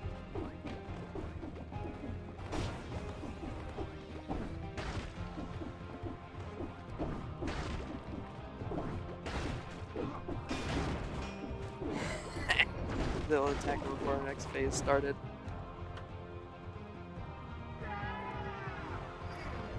There's another one? Ah, yes, I see there are two of them. Ah, good.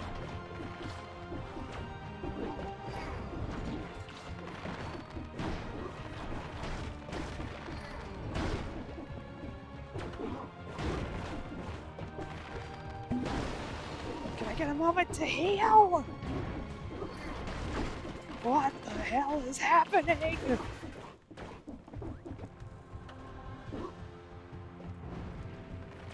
Ah, good. Now I have to fight both of them. No, this is fine.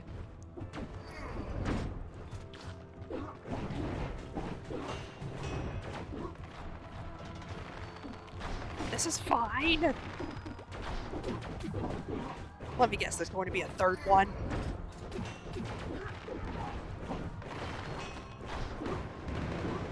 Third one? You're anemia or some shit. Yikes!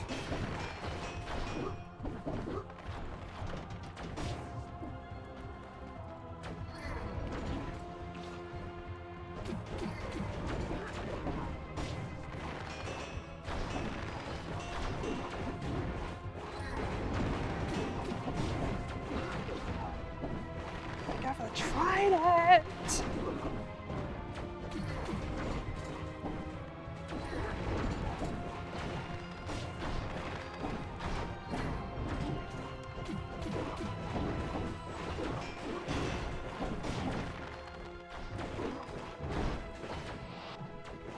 Okay.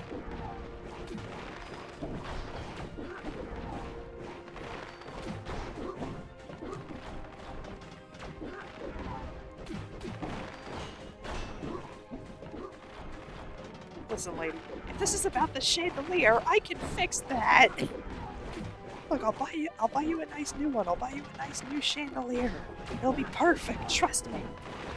Just don't kill me!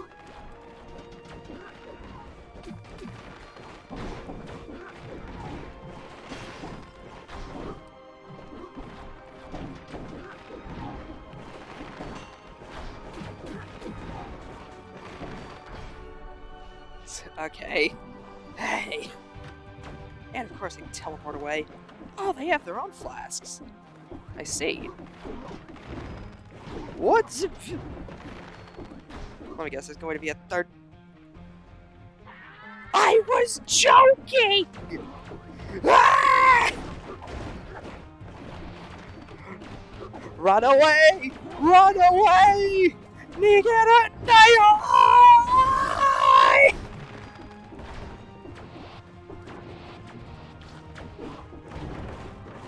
see you later! Wait!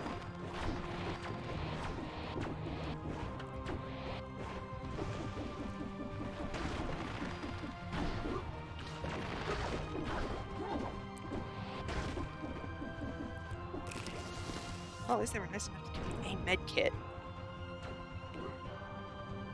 Oh no.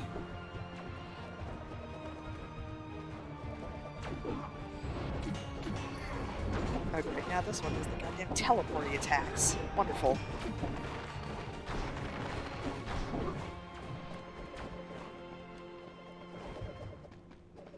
There's the Three Musketeers!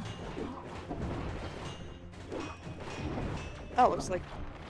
Nope, I was going to say, looks like Yellow Arrow decided to piss off, but I guess not. Give me a moment! Chill!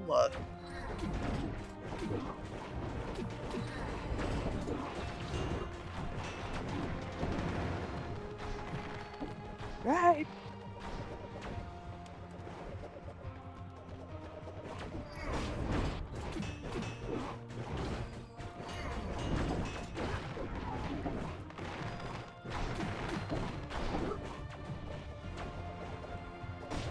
Yeah. Yeah.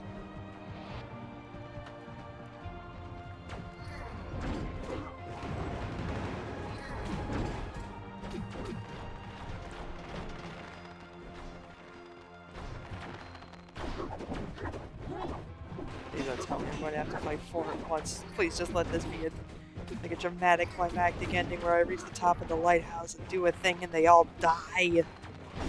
You know, a thing that doesn't involve fighting them.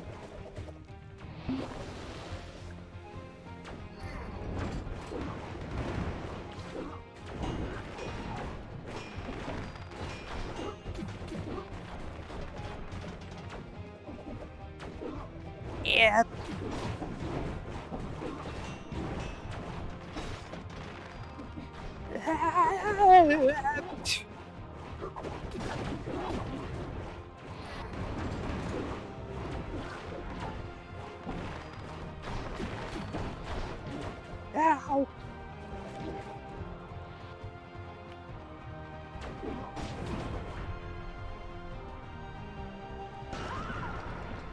Oh, I'm actually killing him this time.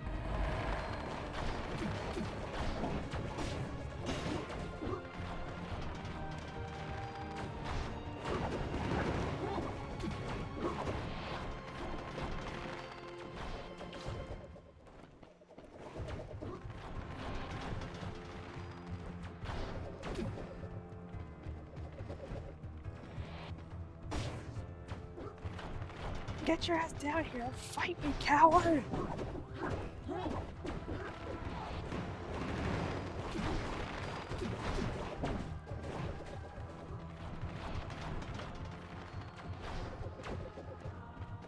Hey! Hey! Ow!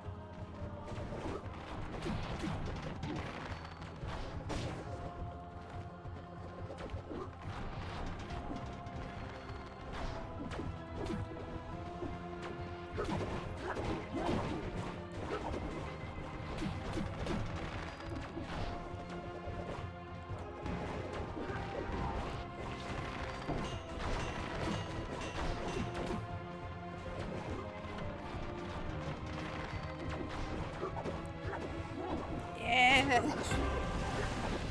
Damn it, okay.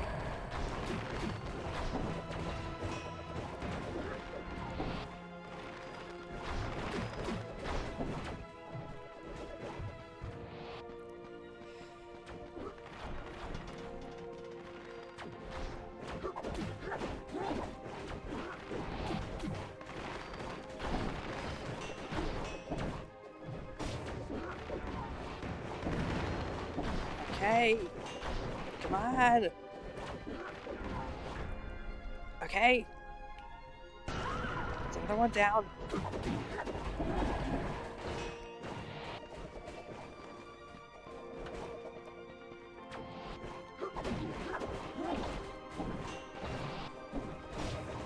Last one.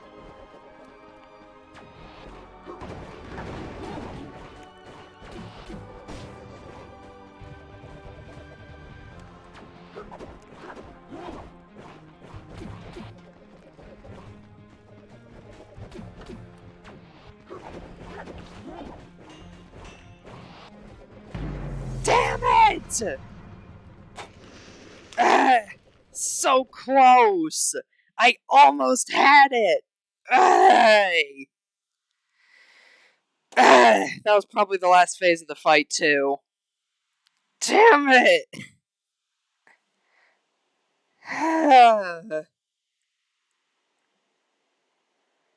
Hey, I was so close. You could tell I was being silent there because I was so close. I nearly had it. Dang it. I almost had it, man. Hey.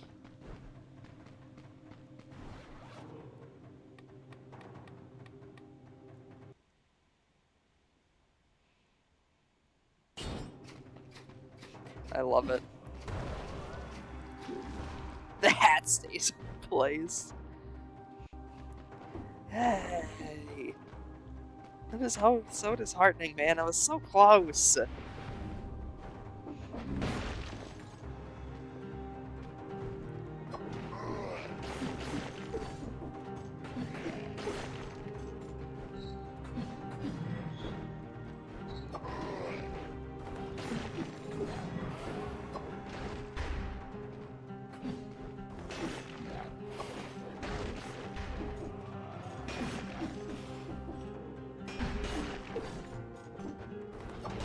But I'm guessing that probably wouldn't have even been the end of the fight. It was probably a fourth phase thing where the last one would disappear and then it would be like a epic climactic conclusion, like what was displayed on the front of the DLC page. God, man, that was brutal.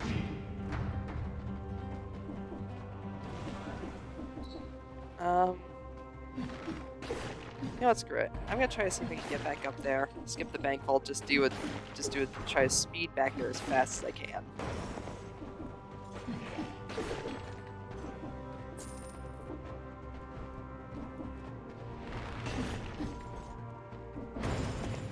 It's funny, like, after one run of this game, I have immediately gotten back into the flow.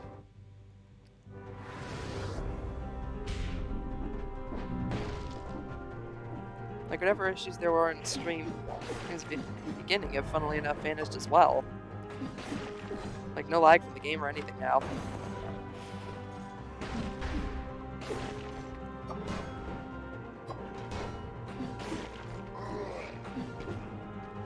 That's what I love about this game. Just one run and I'm immediately back into the groove of it.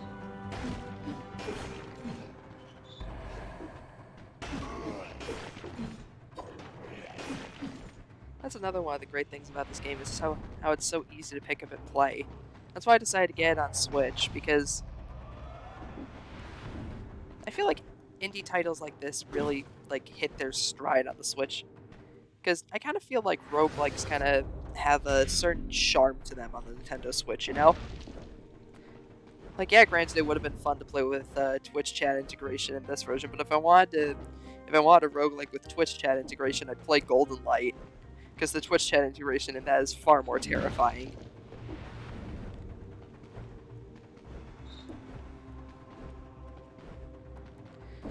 But Dead Cells just... it's crazy. Everything about this game just feels just right, you know?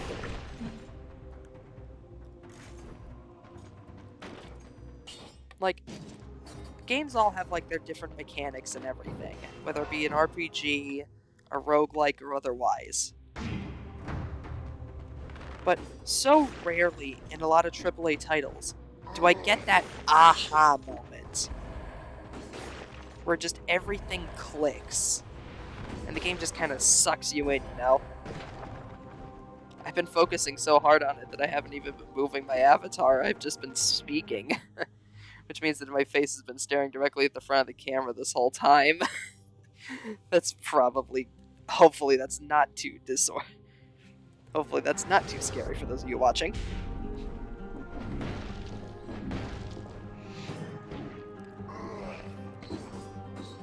I wonder if I have to go back and get the key now, or if it's just going to be permanently unlocked.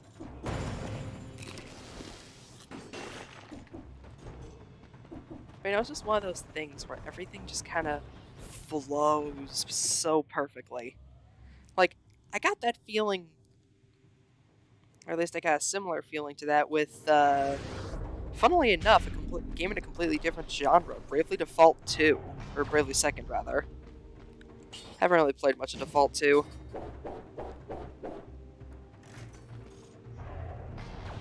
But in that game, you get that aha moment in a different way. Because you get the aha moment in Bravely Default 2 because everything just kind of clicks when it comes to the combat. Like, the ability to mix your job and your sub-job together in order to create different combinations and everything. It all just kind of clicks. And same with this game. Everything just clicks. You just get that one moment where suddenly everything in the game comes together in a glorious way. Oh yeah, this is the room you get for, get into for killing all the enemies in the area. You get some souls, some more money, and some weapons. Nothing too fancy.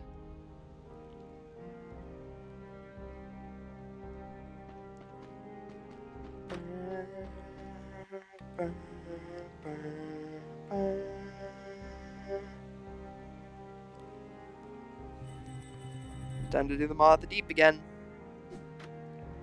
Because I want fish.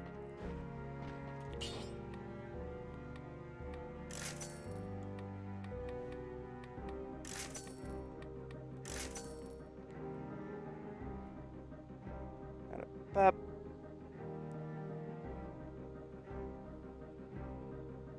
One moment.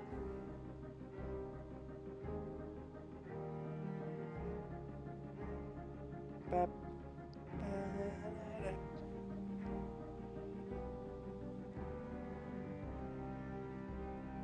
Sorry about that, just checking a DM real quick.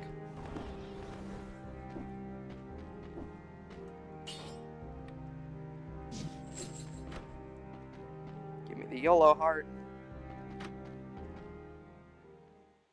I love how dapper the Dead Cells guy looks in the gold suit.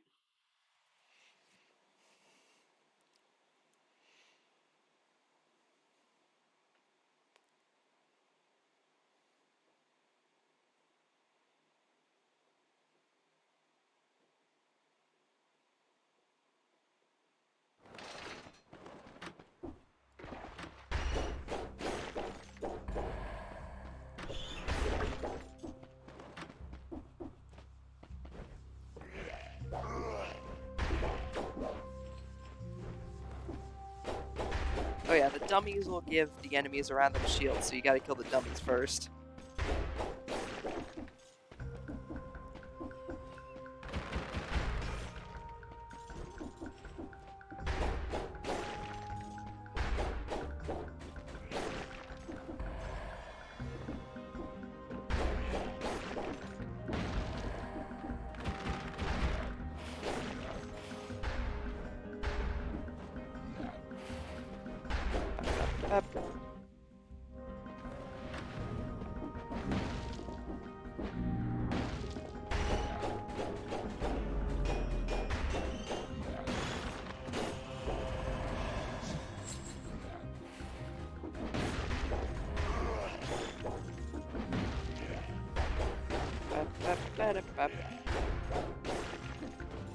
Game's just so, like, it's so rarely when it comes to these games that I'll just enter like a trance-like state, but this is one of those games where I just kind of like zone out and relax.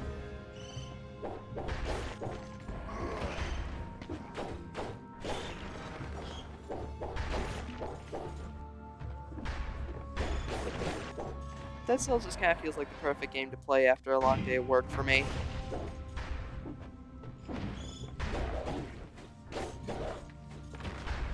And also, you ruined my perfect day. Oh well.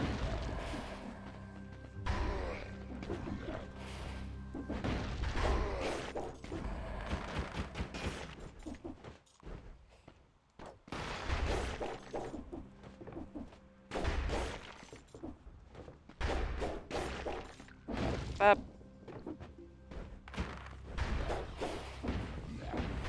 Bap, bap.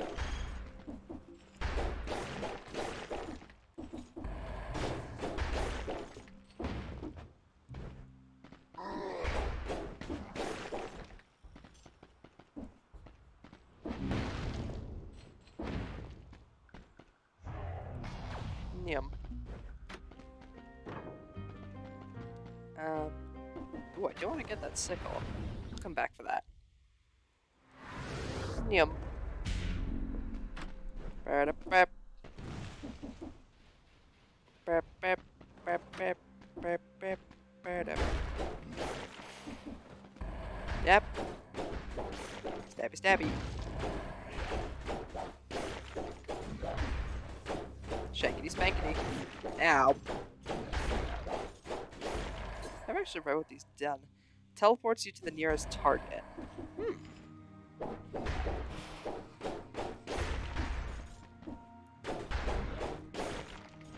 I did not know that the Viper Fangs did that. Neat.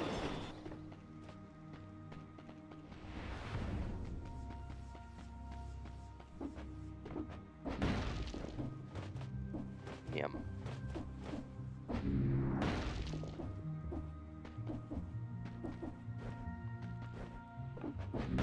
I seriously love how well the platformer elements were integrated into the game. Like, so many roguelikes try to do, like, platformer stuff and have a bit of a hard time with it, but this game does such a good job of doing it.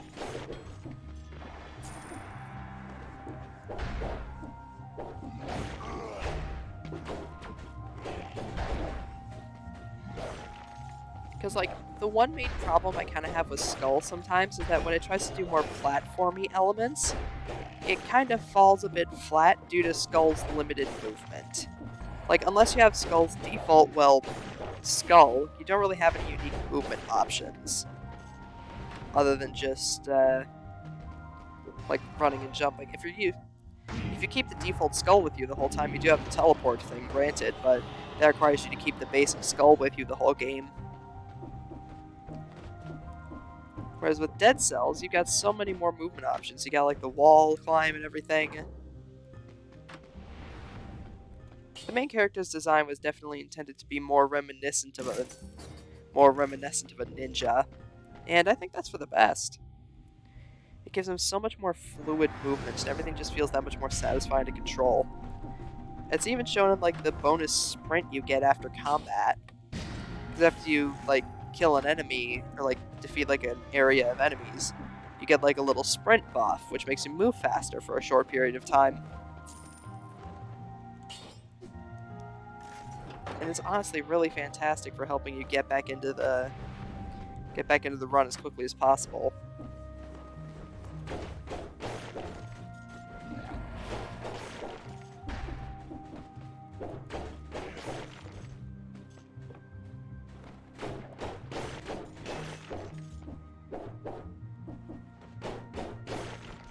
I don't know how far the teleport range is on the Fangs. We're gonna have to check that out.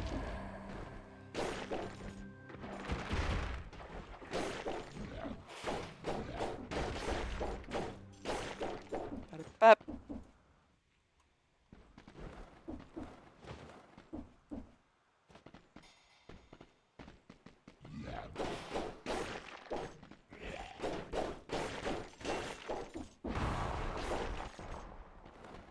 Yeah, sometimes I just end up finding myself with like the speed run timing for levels, even though I didn't even intend it.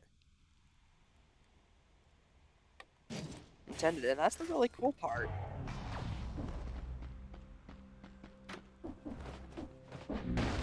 Because it's fun and rewarding to go fast in this game, and that's the best part. Even if you got like the weekly challenges and everything, the incentivize you to go through a level as fast as possible. And they're not like an online required thing either, so you don't have to worry about, you know, like stupid online only requirements and crud.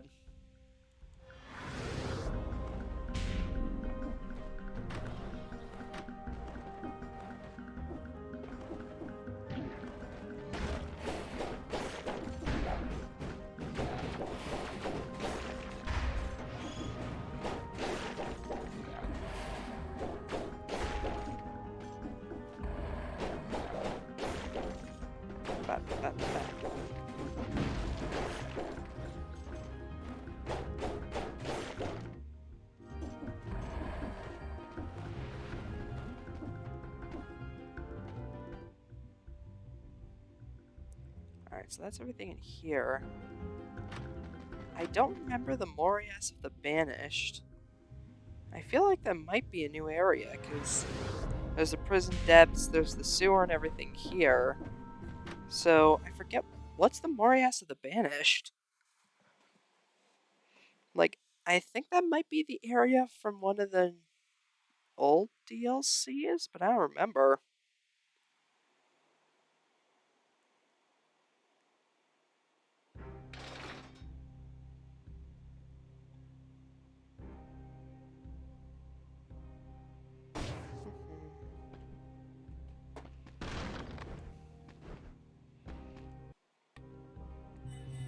Also, for those of you that haven't seen the,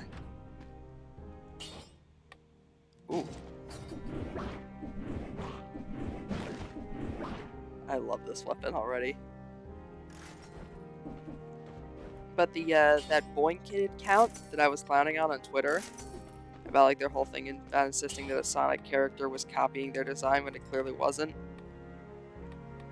they actually unprivated their Twitter account recently, and everybody's been clowning on them again for the FBI tweet. I mean, even I, like, quote tweeted it saying, like, I'm still waiting for them to visit me or whatever the hell. Oh, no, wait, I remember this area.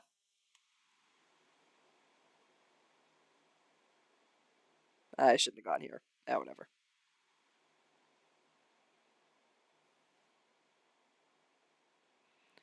And everybody is literally just, like, clowning on them in the replies again. Because, for some reason, they went from, like, the vague lack of understanding of English that they had in, like, their earlier tweets to, like, what seemed like a southern dialect out of nowhere, and it was very bizarre.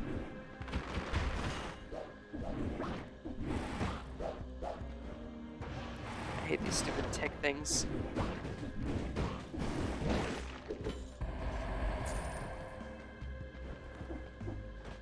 It died like out of nowhere and started using like honey and everything. They had never used that before, so everybody's just like clowning on them for it. They're saying shit like, "Honey, we have a harassment lawyer." It's like, cool, I don't care.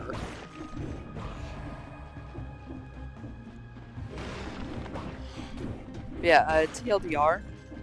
This butthurt indie dev, who like they say they're an indie dev, but really they hadn't really done anything with their project in years, supposedly pitched their character and their comics to IDW, the current publishers who are working on the new Sonic comics. And IDW didn't really like the person's pitch, so they decided to turn them down. And then shortly after that, IDW, in a very natural way, mind you, teased far before this person went for their went to go interview at IDW, revealed the new character to the Sonic comics, Bell the Tinkerer. Because, okay, bit of lore. For a little while in the IDW Sonic comics, during a fight with Sonic, Dr. Eggman lost his memory and landed in a small town. The only thing he remembered was his love of tinkering, and thus, he became a good guy and helped out around the town, and he came to be known as Mr. Tinker. In addition, he also found a, like one of the little ladybug robots and was tinkering with it for a while, and he created Bell, who is like a little clown puppet hybrid character, who was made out of the same robotics that Eggman had used to cause so much harm. Eventually, the remnants of the Eggman Empire, which, again, in the comics, there's a, like a lemur girl who is on Eggman's side and is trying to, like, bring him back to his senses, supposedly, kidnaps him and shows him, like, irrefutable proof that, hey, you were Eggman, even though he himself doesn't want to believe it anymore because he's Mr. Tinker now, not Eggman. So Belle has a really heartbreaking character arc where she kind of discovers that this is the man that her father used to be. But she eventually realizes that we as people are defined by what the actions we do, not who we once were. So Belle wants to fight with the freedom fighters now to try to bring Eggman back to his senses and make him back into Mr. Tinker. It's such a heartwarming story, and honestly does a really cool job with, because now, granted, there are a lot of media that have done like the bad guy turns good because memory loss trope. I mean, hell, even JoJo did it with it being revealed after part 4 that Kira actually is still alive after getting spat out by the other dimension ghost, but he doesn't have a stand and his only desire is to live a peaceful life now. But I feel like they execute it with Belle in such a fantastic way, because they have like the outsider's perspective of everyone else, knowing that like, oh, he's Eggman, he's bad, and Belle like genuinely believing that he's a kind-hearted person. It also kind of brings up the whole nature versus nurture argument. It's not in Eggman's nature to be evil, he just ended up that way, kind of thing. So everybody was showing their like vocal support for the character and everything and posting fan art. And apparently this Boing kid, like the studio, like I think their name is like Niv Studio or some shit. Anyways, they thought, hey, this Bell character, despite being teased months beforehand, looks sort of similar to our Boing kid, literally just because she has clown design and details and nothing else. So we're going to be dicks and copyright strike all of the artwork of that character off of Twitter and then say that Sonic Team copied us. Now, of course, everyone on Twitter immediately called this bullshit, because they were using the argument that, oh, Twitter sided with us and took down the images, when in reality, whenever somebody files a copyright strike on Twitter, it's 99% of the time done by bots. Same thing with YouTube, same thing with pretty much any site. And that's why copyright takedowns are such a scummy practice on literally any website, like Twitch, YouTube, etc. Like, you can practically take down a YouTube video with, like, next to no claim to actually own any of the content in the video. You can basically just make up like, nonsense and claim that you own the video, because YouTube doesn't care about fair use, from what we've seen. Like, they claim to, but they're so worried about, like, getting safe harbor status that they don't want to risk copyright claims. So they'll just flat out ignore fair use. That's why so many, like, commentary videos and everything on YouTube calling people out for their bad behavior get taken down by flagrant strikes, and YouTube does little to nothing about it. It's the same thing on Twitter. 90% of the copyright strikes and everything are taken down by bots. Anyways, they went on this little, like, tirade and everything about, how, like, oh, their character is the original and IDW copied them and whatever the heck, and they were doing a lawsuit or whatever. And so, naturally, after I saw, like, everybody else quote-tweeting them, I decided to, like, throw a bit of shade their way, kind of make fun of them, and then, shout out the IDW comics that Bell is in at the end. And I shit you not, they actually replied to my tweet saying, quote, "This is out of the public's hands now.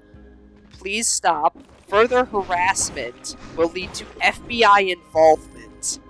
Or some garbage like that. And I just sat there laughing my ass off for a solid 5 minutes when that happened, because these people are really threatening FBI involvement over drama with an anonymous Twitter user who said that they were throwing a temper tantrum, which they obviously were. Then people found that tweet and started clowning on them even further for threatening FBI involvement. It turns out what they actually meant by this is literally just tagging Twitter support and @FBI under the post of somebody who was also, like, the next person that quote tweeted them. They literally just tagged @Twitter support @FBI and thought that was FBI involvement. They were acting like people were doing, like, a planned harassment campaign against them. Like, this was secretly IDW trying to defame them or something. Some garbage like that, I don't know. So, anyway, after a while, they then private their account, but I took a screenshot of the tweet before they privated it, so I made it into a separate tweet or whatever. But recently, they unprivated their account. And they started responding to people making comments under the old FBI response post, because by this point a bunch of people on Twitter know about it, and they want to come back to meme on it. And all of a sudden, out of nowhere, the Boing Kid account just starts using this southern dialect, from what I can tell. Like, they must have got a new social media manager or something, but they said, "Honey, we have a legal expert in defamation, yada yada, we know what we're talking about, you don't, we don't need the public's involvement." And I was just laughing my ass off even further, because I think they were doing it to try and sound more competent. Like, they must have gotten, like, a social media manager or something, because it was clear that the person originally running the account didn't really speak English. So I was just there laughing hysterically, and it's still been going on. I also, I did something a little bit cheeky. Like, I retweeted I quote tweeted their reply to me again, and I said, like, still waiting for the FBI to visit me, to try and see if I could go to response out of them, because at this point they're kind of a lol cow to me. Like, I just want to mess with them. Like, listen, man, if you're going to try to threaten the internet police on me, then, I'm gonna clown on you. It's that simple. You're trying to threaten the internet police on me, and I'm going to clown on you. They supposedly reached some kind of settlement where they were claiming that IDW was going to change Bell's design, which, as far as I can tell, I haven't seen hide nor hair of that.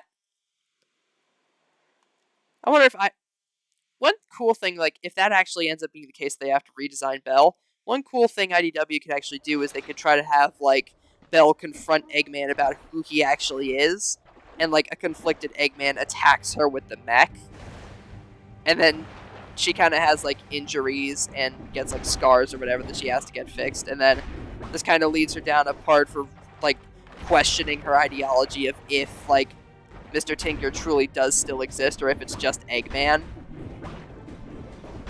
Like, that would be really cool to see. It would be a cool, neat little character arc. And it would also help them redesign Bell without having to worry about, like, without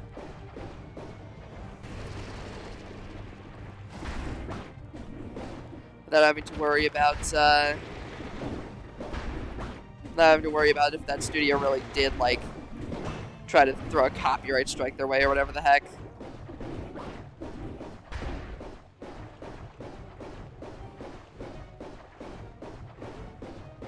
I mean, the other option is potentially that Eggman could, like, re-roboticize Bell into an evil character. Kind of like they threatened to do with Tails during Sonic Lost World.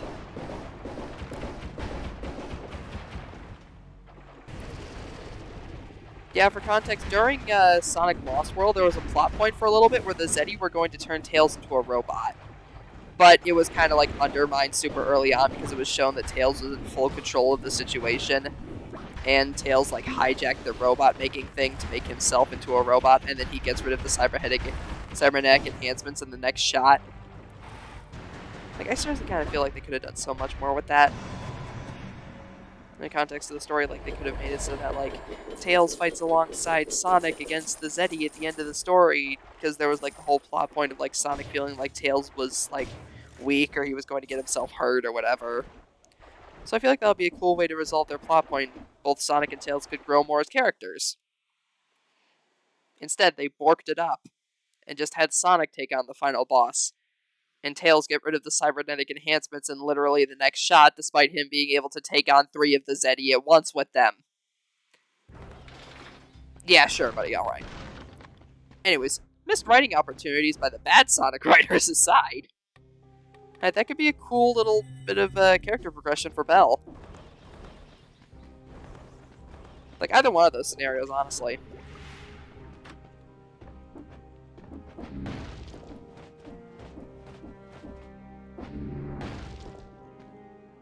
The studio also, like the Niv studio, whatever the heck from earlier, obviously clearly saw that their takes were unhinged previously, as they deleted all of the tweets they made at the time, including an infamous comparison graphic that they made of the two characters, which basically the only point was they have vague clown-like designs, and that is all they have in common.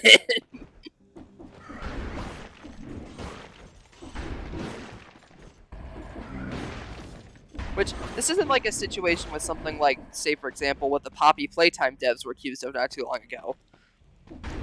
Where Poppy Playtime had, like, had designs that were very clearly similar to what the other kid was saying about his game, where, like, the designs were very similar, and the two had a very clear link, where the point where the Poppy Playtime devs were, like, actively, like, harassing the kid during the days when he made, like, Minecraft YouTube animations and everything.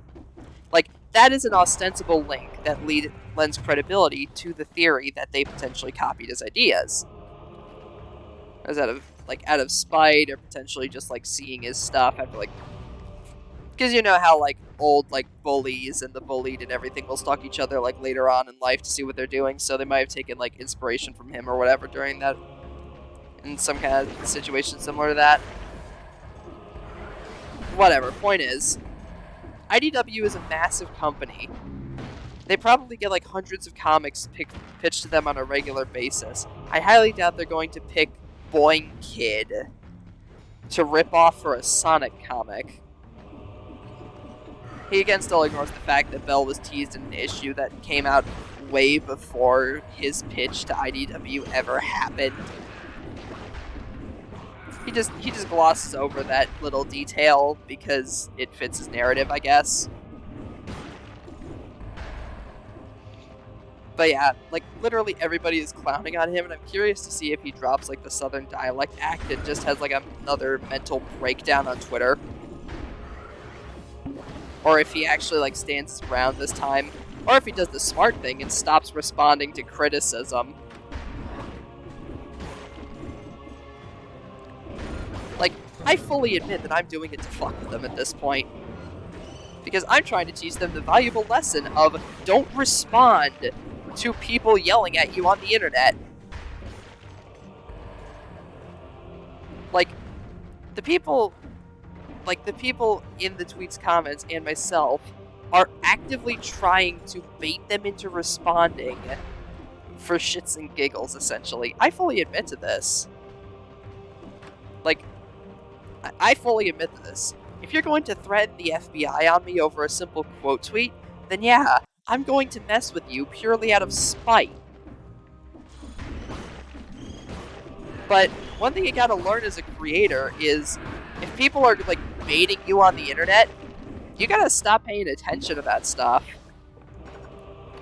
People on Twitter and whatnot get their enjoyment from seeing other people react, whether it's positively, negatively, etc.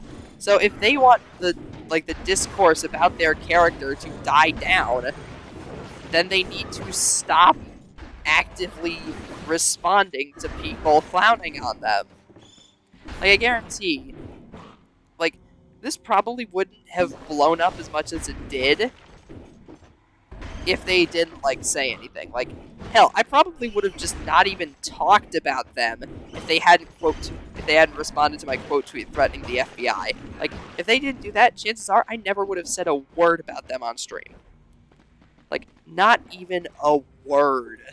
I would just gone about my day as usual. But they decided to threaten the FBI on me, so now I've made it a running joke. So, yeah. Rule number 1 of the internet. Do not respond to the trolls. Or I guess rather, don't feed the trolls. That's the more common expression for it. Regardless, same deal, you get the idea.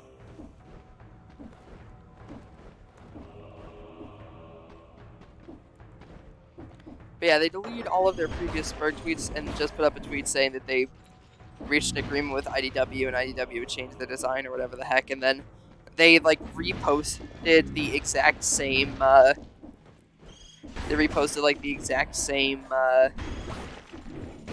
like, infographic they previously had about where you could find the character.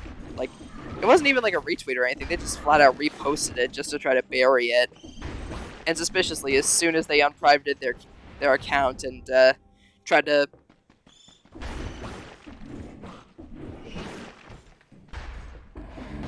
and delete all the previous, like, Spurg tweets about the situation, they then, they mysteriously got a partnership with a different comics distributor. So clearly they got over the stuff with IDW very fast, since they're now with a new comic distributor.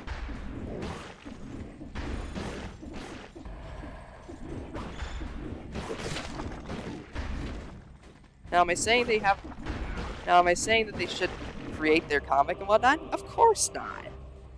Like, all joking aside, the character is kind of interesting. Like, it kind of reminds me of old school cartoons. If they hadn't done all of this stuff with Bell and I just found their project naturally, I would have been interested in it. But instead, now that I've got the opinion of the character based around, you know, them claiming it's similar to another character, which it isn't, I just kind of don't like their project purely on principle.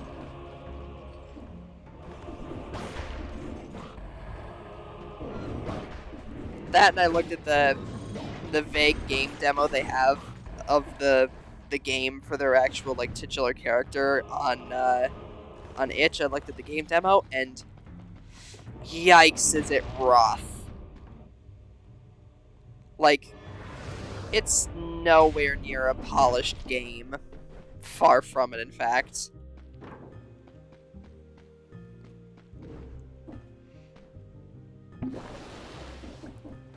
So they claim they're a game dev, but really they're probably just all about comics, considering that the game they made isn't exactly the most, let's say, competent out there.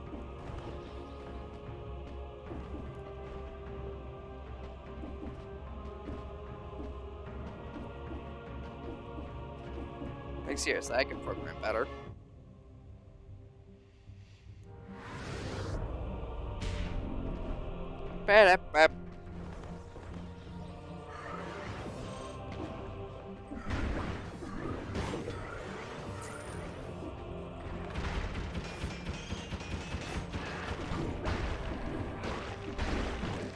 this. I'm wearing the golden outfit, and I am just slapping people with a shark.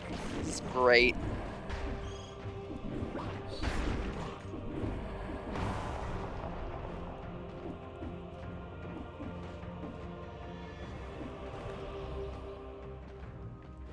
Ow.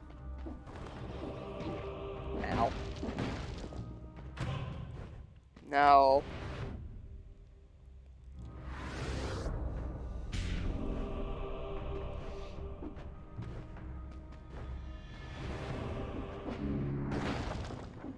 Bap.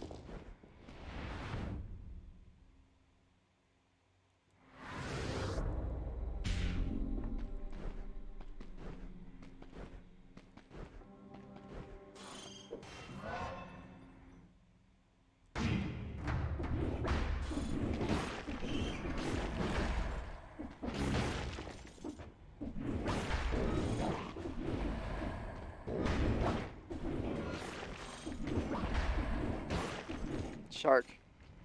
Shack. But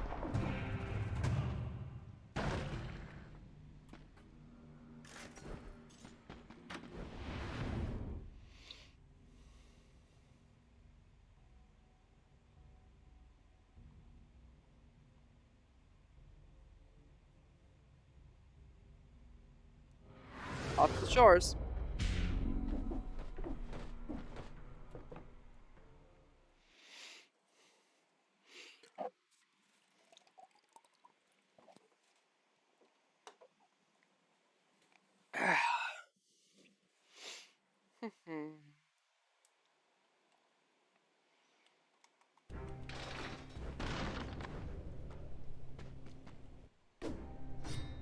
Let's see, Fire Blast.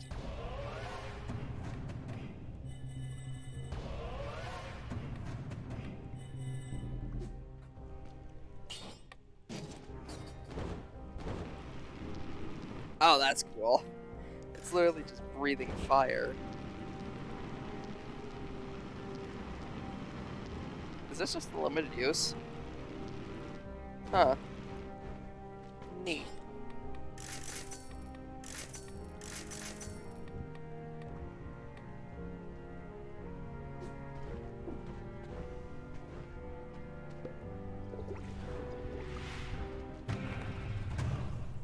Nah, I'm not gonna go to the bank. Off to the shores I go.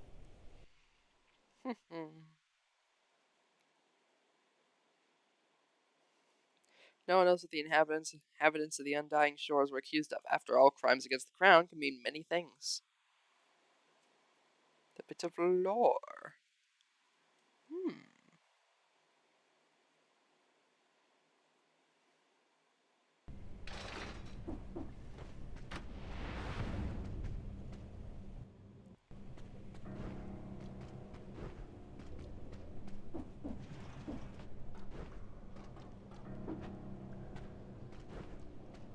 Oh yeah, there's a whole ass test tube lab in here. Seems oddly familiar.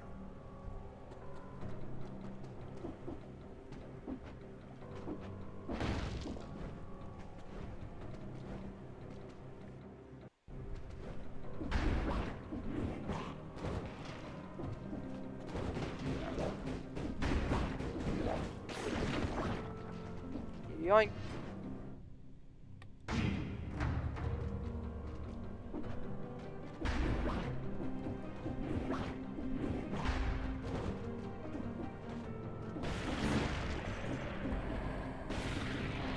Alright, I forgot there's a necromancer on this map.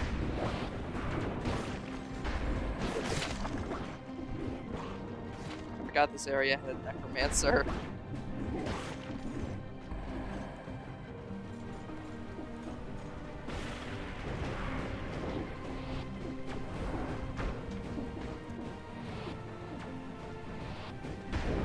Get back here, coward.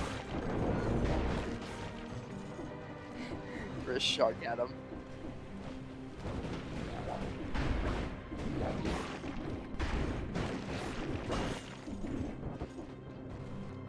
You, coward, get back here.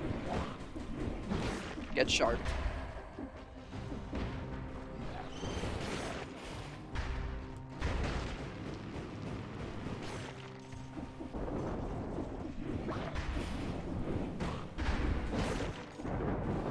I'm a golden top hat wearing undead man who shoots fire out of his eyes and beats people to death with a shark. This is great.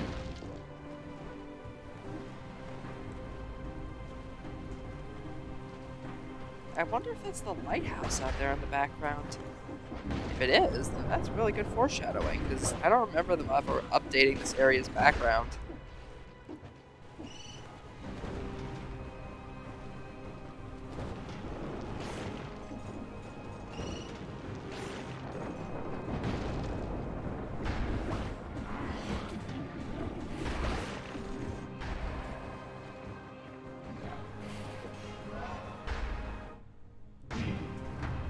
I love the music in this game.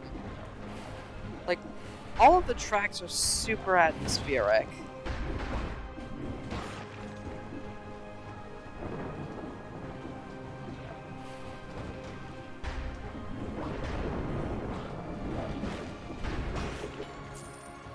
Like, for a stormy environment, like for a stormy coast side, drenched in rain, this is like the perfect music.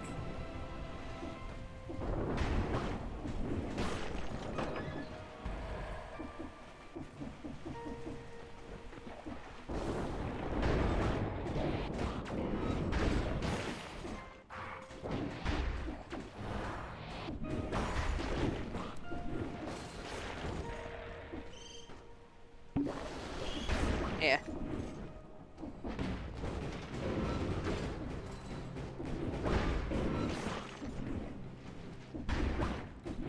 Bonk.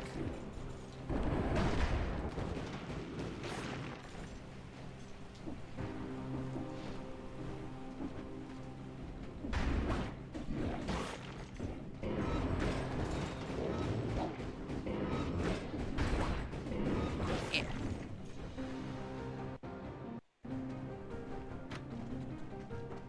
A boat? Wooden boats. They wanted to flee. Why did some stay?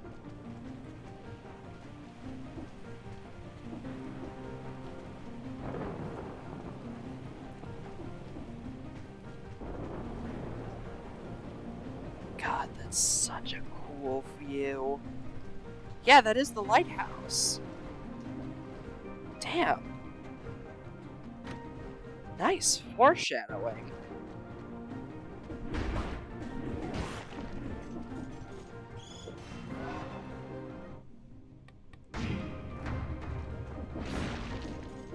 Yeah.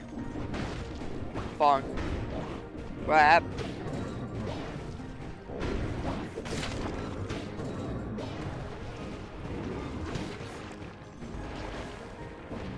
Got my face. You. Die.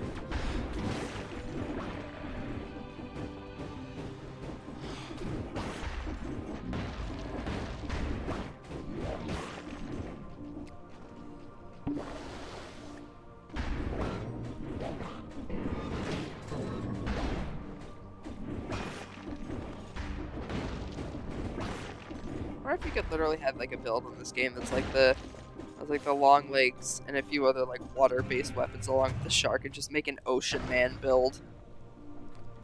Ocean Man, take me by the hand, lead me to the land that you understand. Ocean Man. I don't know the rest of the lyrics to the song, but I'm singing it anyway. And it's too fun the experiments being done here. I hate those guys. It seems someone else related too. Hope I never meet them. Hey, I didn't break that door. Something's not right. Hang on, I didn't break that door. Who else is going around breaking doors? That's my job.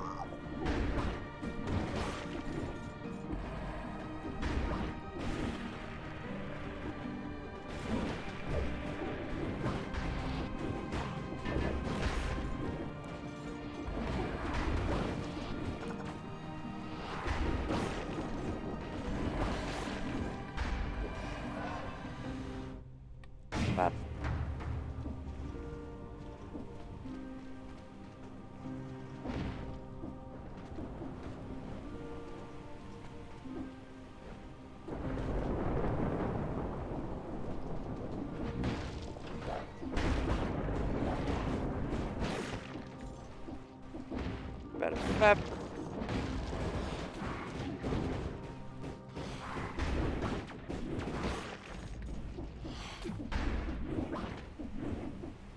Damn it. Stop running away, bastard.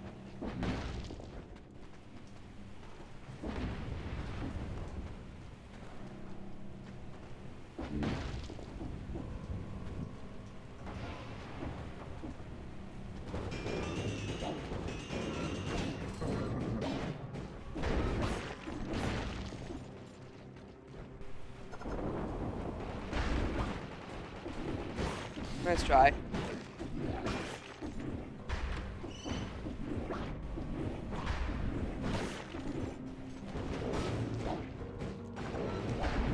Yeah.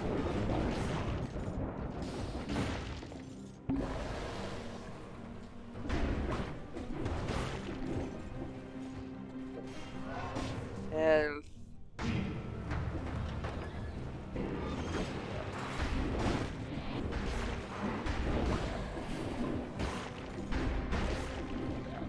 yeah.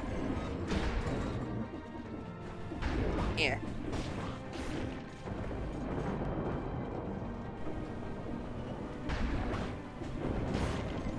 The strangest thing is how the Necromancer enemies never appear anywhere else. You think they'd appear in like the previous level, which is like the graveyard themed one, but no, they only appear here on the coastline.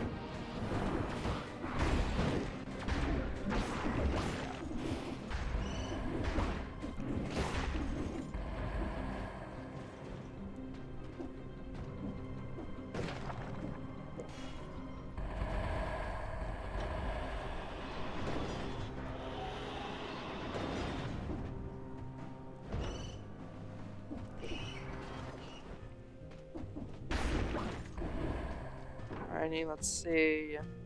Nah. I like my shark.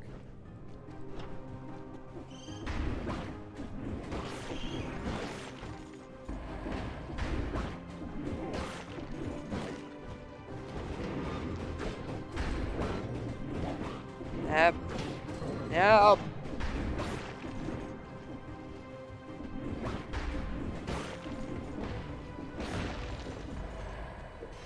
Scroll.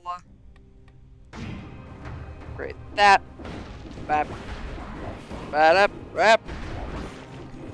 Owie.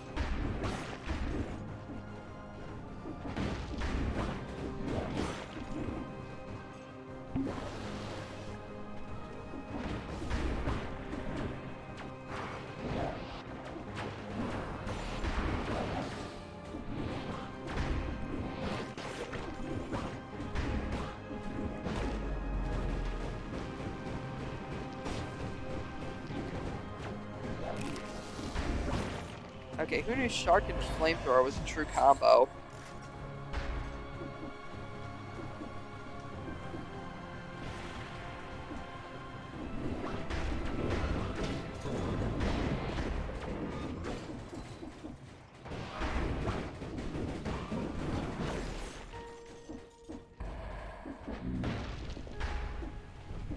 Eh.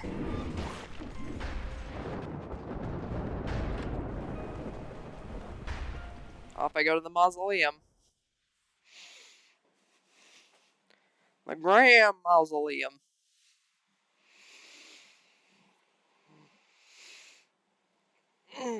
Hmm.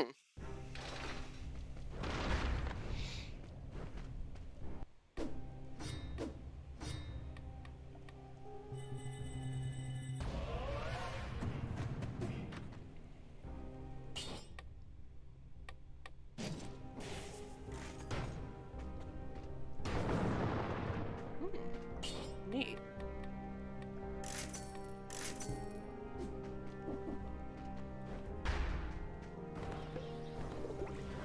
Hells. Thank you.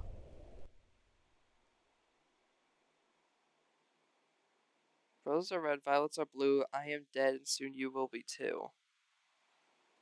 Wait, have I ever been to this area? This area seems new. I don't recognize that background. No, yeah, this definitely... Oh no, wait, I know this area. Yeah, I know this area. This is where this boss is. Here's the Scarecrow.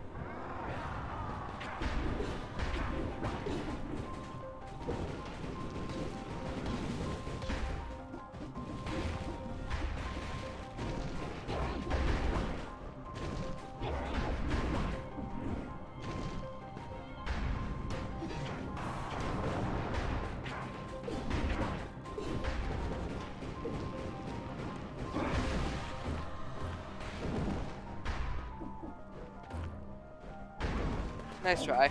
Ow.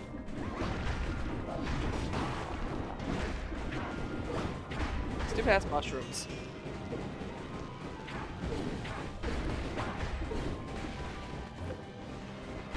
Yeah.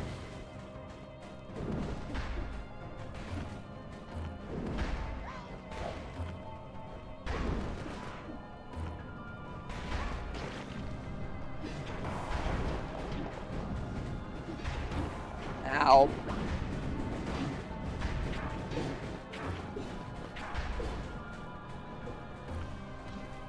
I need to heal. Damn it.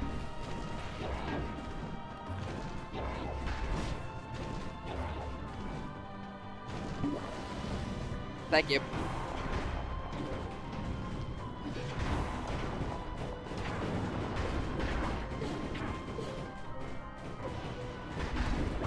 Why am I failing so bad at this boss?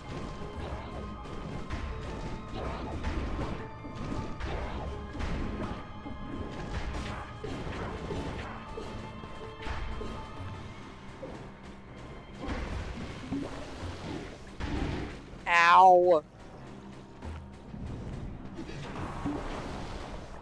God, I haven't fought this guy in so long, I am failing miserably.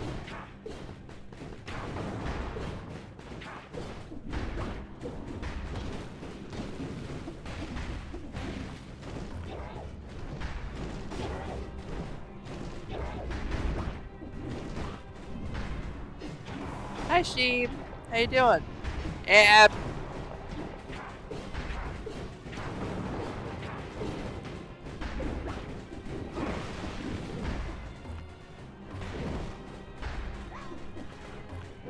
Yeah. Doing alright, how are you? I'm good. Trying to not suck at dead cells.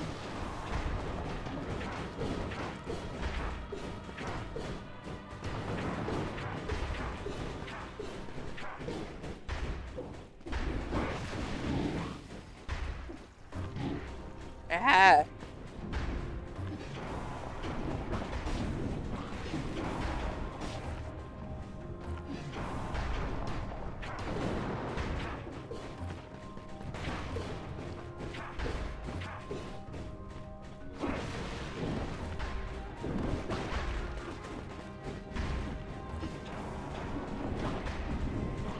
As you can see, I'm not doing very well at the whole try not to suck part.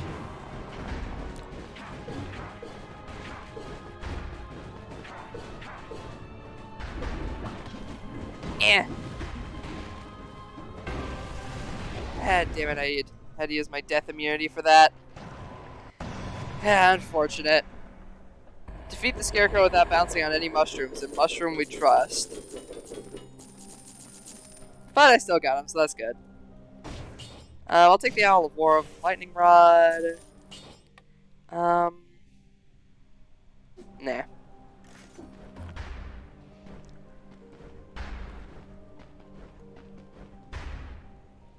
Alrighty.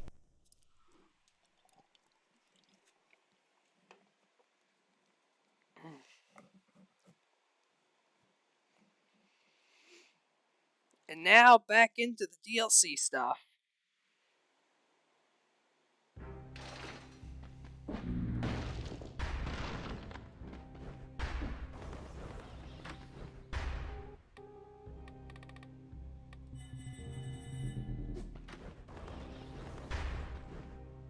Because while this may be the passage to the High Peak Castle and everything else, it is also the passage, at least now, to...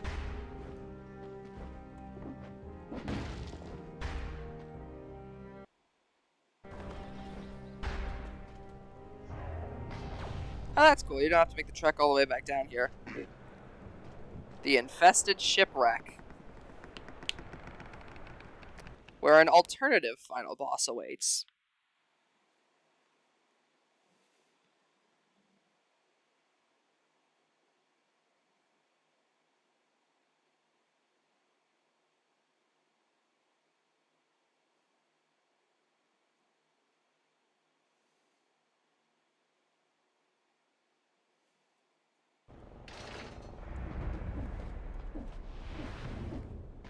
Incentivized biome.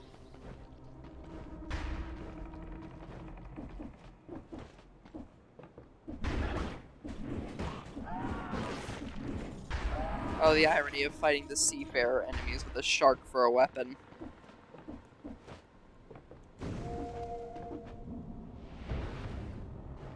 Help me, Owl. Help me. Help me!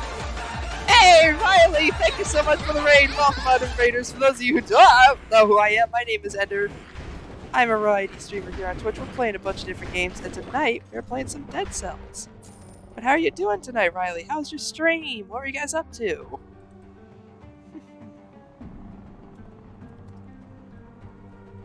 What are you guys playing tonight?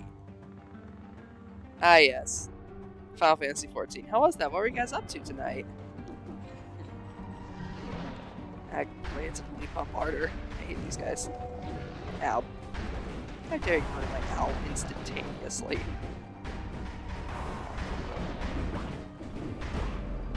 Ab.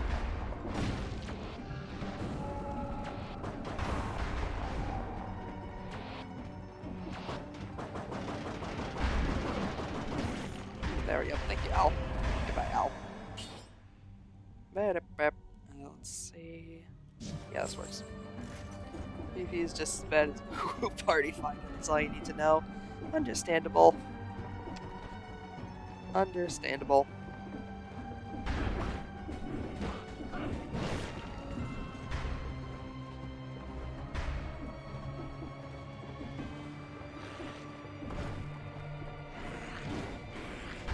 mean, given how much of a toxic hellhole I know PvP is already, that's not exactly too surprising to me. Ow.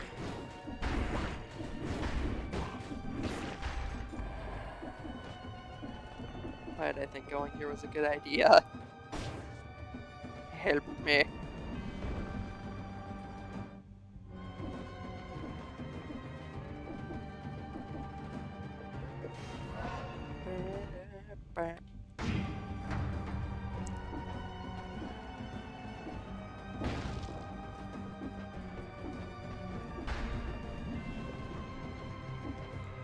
Yeah, I'm checking out the newest piece of DLC for Dead Cells that I haven't really checked out yet.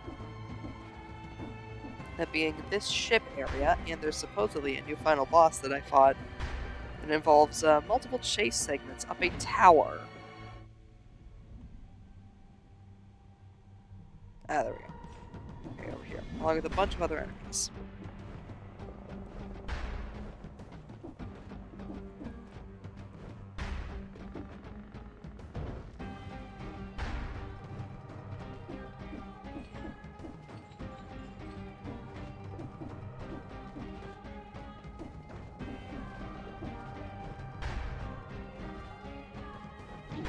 Ow. That was stupid of me. Wrong button.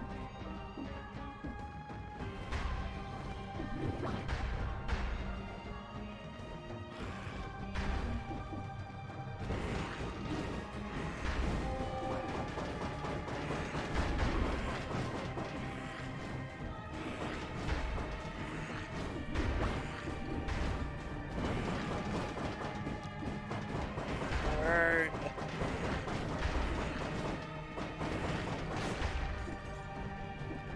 I mean, worst case scenario, I could use the owl to like slow burn that boss I just mentioned to death. Actually, that might be a good idea.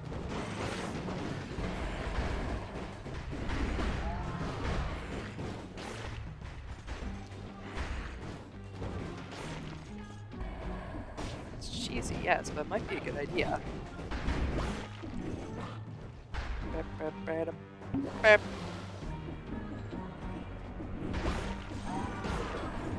Yeah.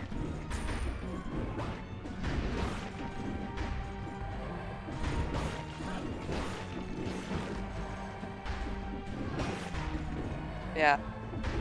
You might get a kick out of the fact that I'm smacking people with a shark, Riley.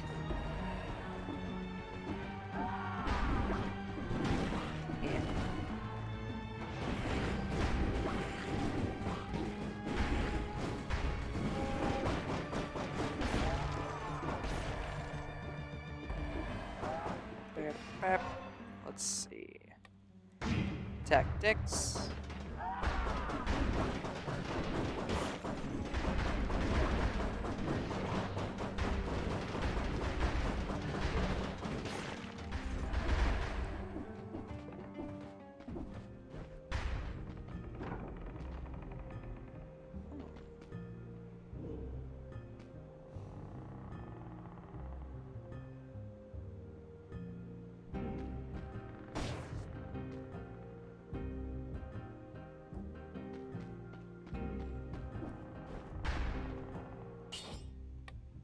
Let's see.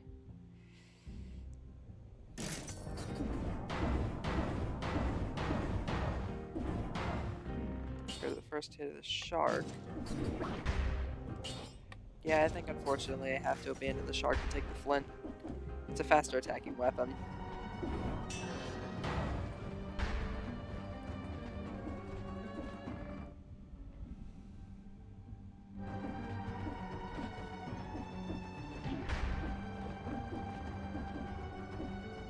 Yeah, damn it.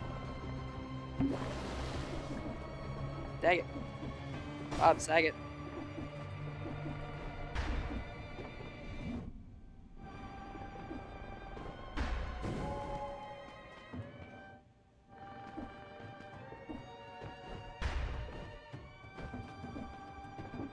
Bap, bap.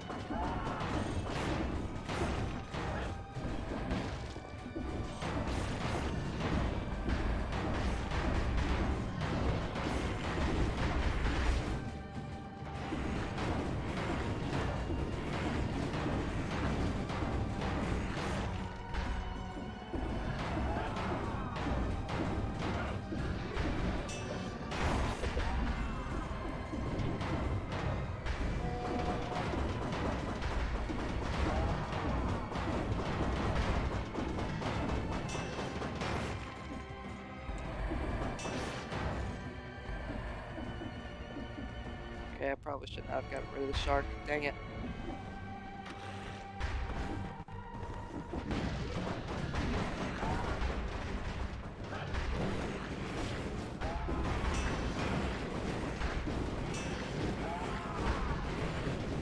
Alright, well, these are go hallway burn to a crisp.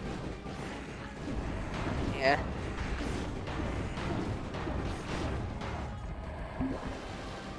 Ah, boy, this area is not being nice.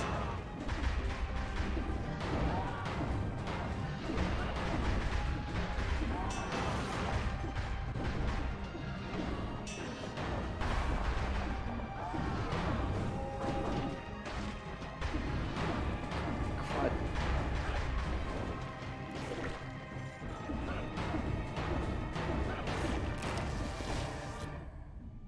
Let's see.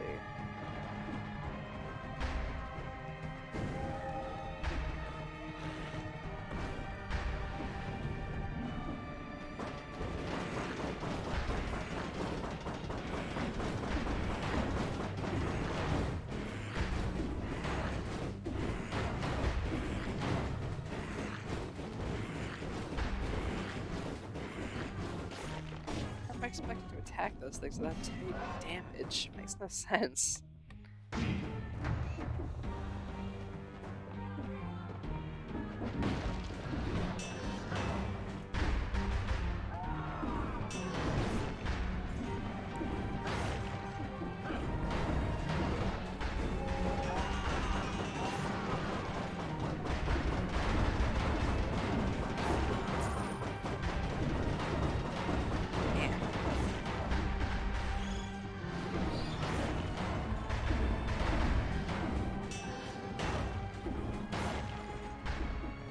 God, these enemies are dicks.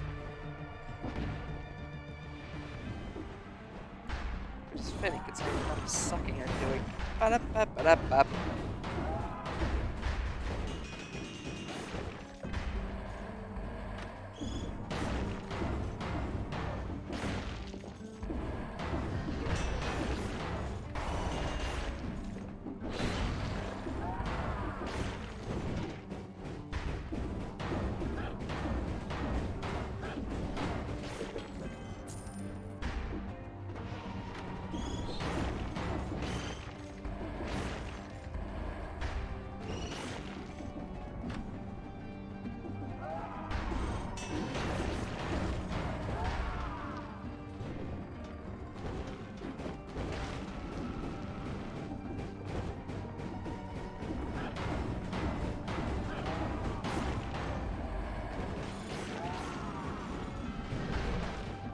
Actually, I think this build was a good idea.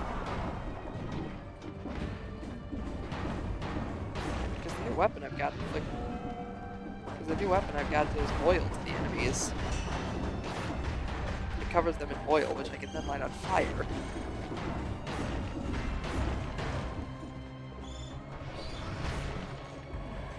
Step 1, cover yourself in oil.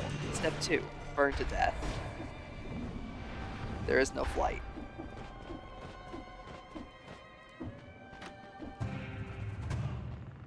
Yeah.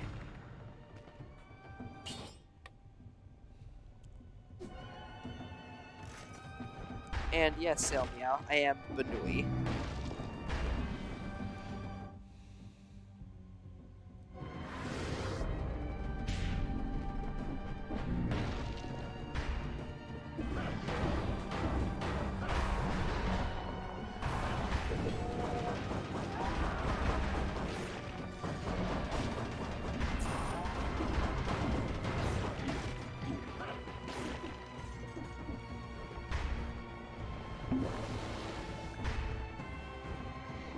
Okay, I think I just need to find the exit and get out of here.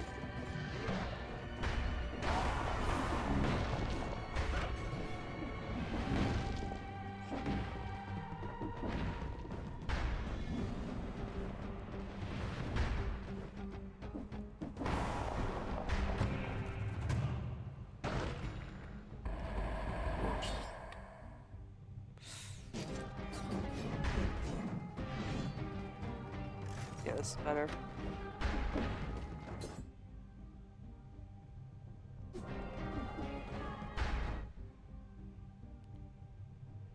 Alright, where the heck is the exit? Up here? Oh, sheep, this is a, Indeed it is a roguelite. Dead Cells is a roguelite that has you journeying through all of the different randomly generated areas of this island with only the permanent upgrades that you have found so far and whatever you can find in the run. It's honestly a really fun roguelike.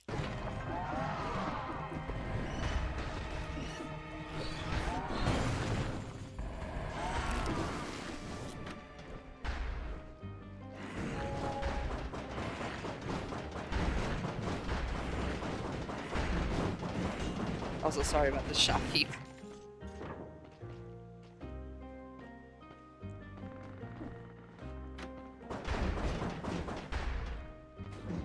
Yeah.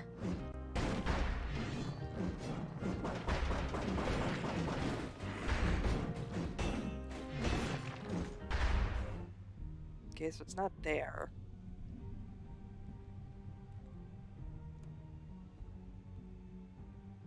So then it's up there. There we go.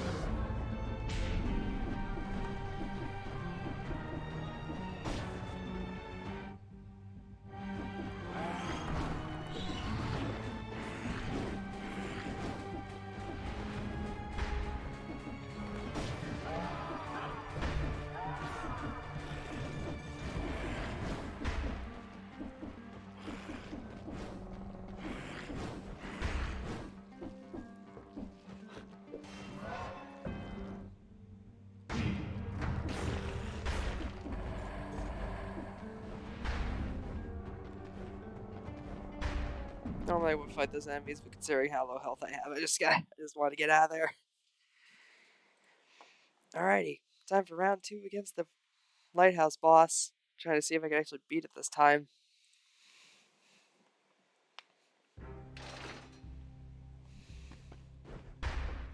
Hello, sir. Indeed, it is I, the devious bun.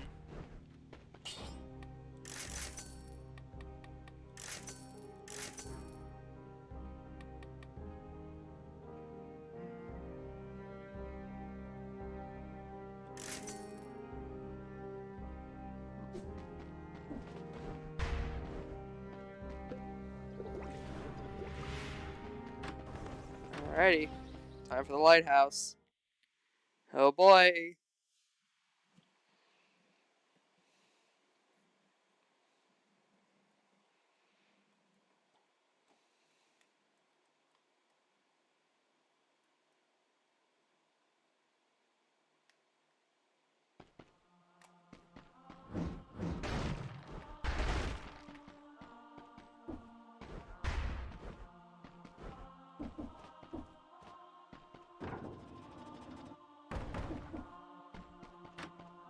Hello there. Ow. I'm sorry, lady, I can explain!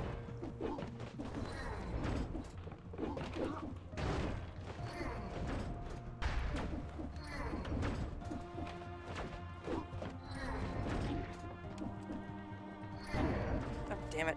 Okay.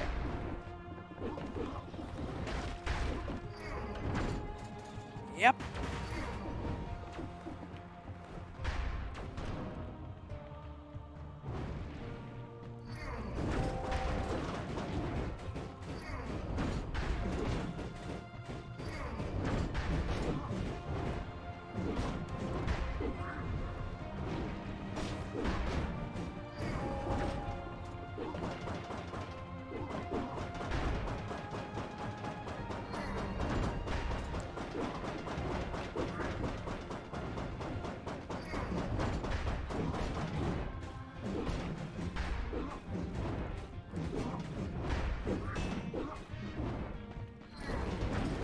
Ow.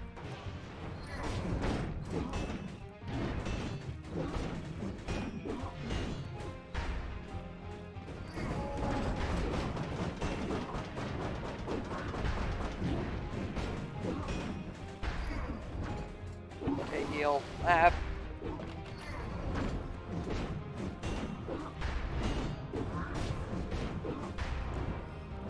Yeah. Yeah. Okay, one down. So then she drinks her potion and runs away. We gotta chase her, but surprise, there's two of them!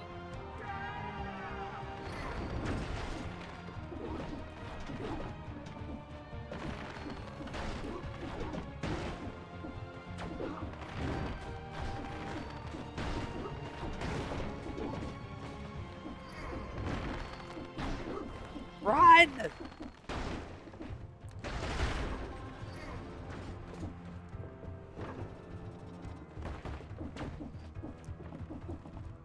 Now I have to fight both of them.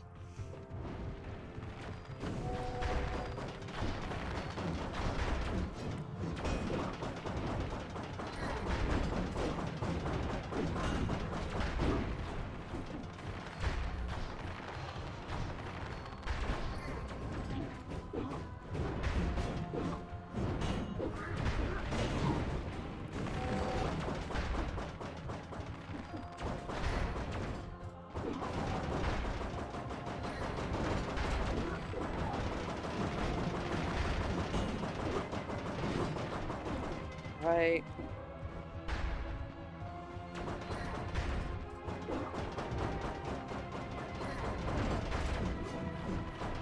Ow, I rolled into that like an idiot. Yeah.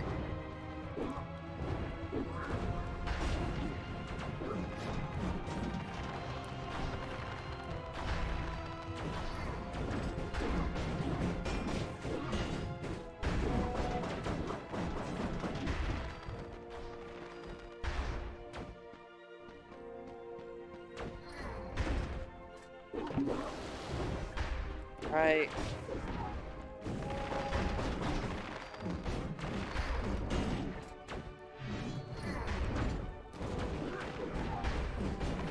Okay.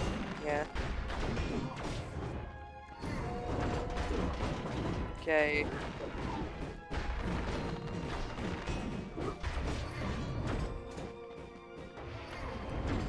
Yeah.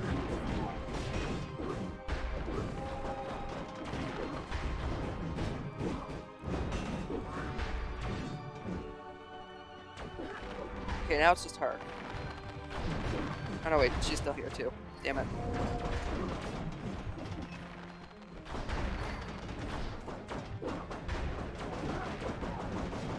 Come on, at least let me bring a friend.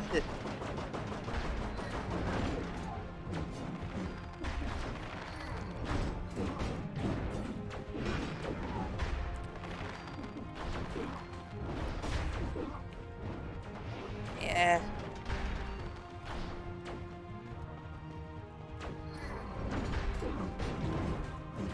You, get out of here.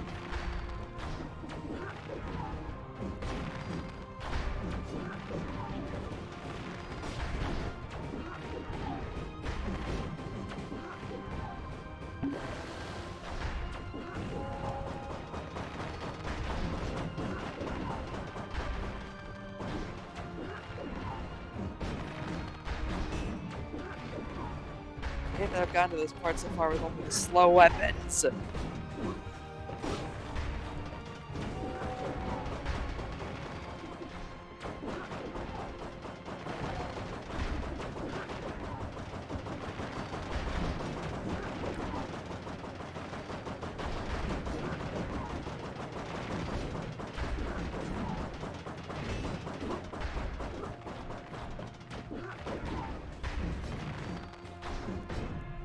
Okay.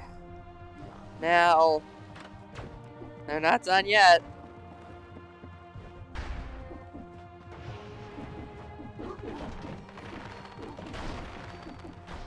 I was trying to climb the goddamn Tower of Babel again, but there's a third one!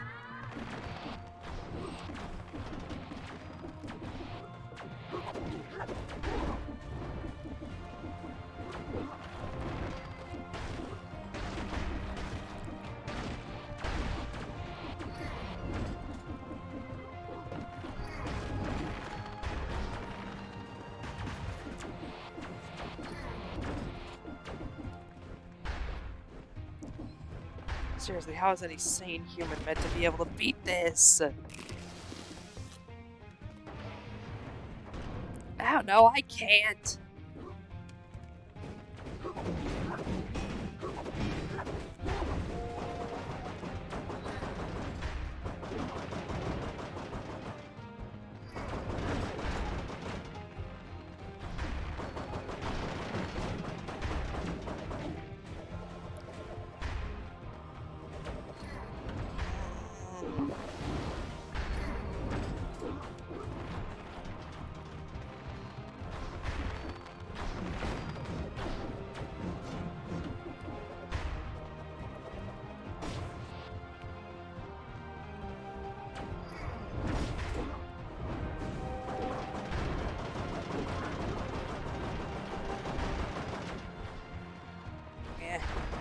Yeah.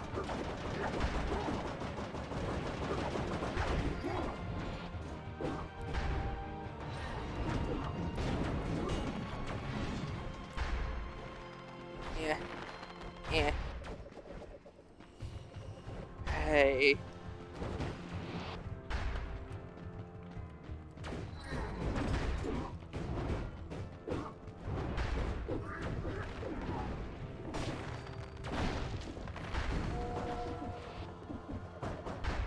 Okay.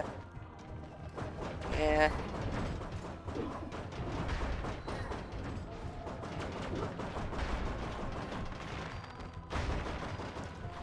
I am playing it super safe because I have literally no heal left.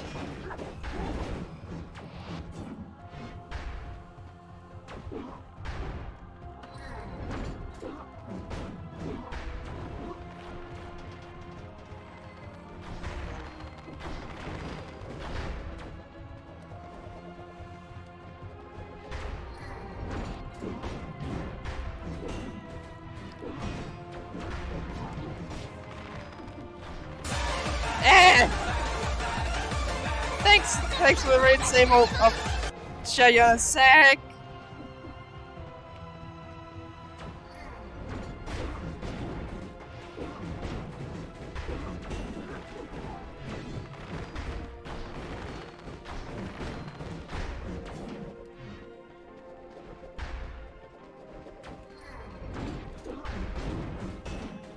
I'll die, I'm trying.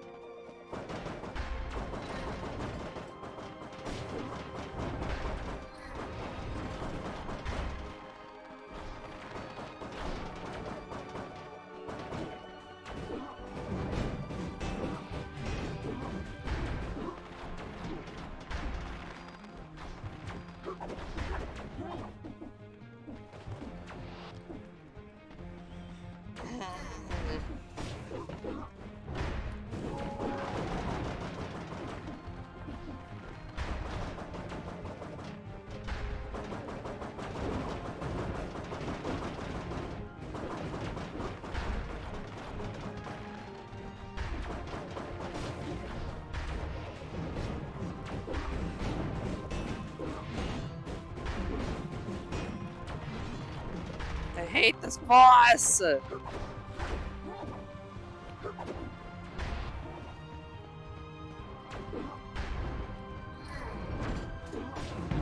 Damn it!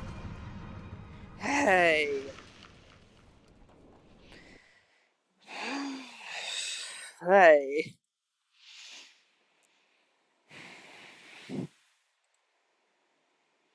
Yeah, I don't know how in the heck I'm supposed to beat that.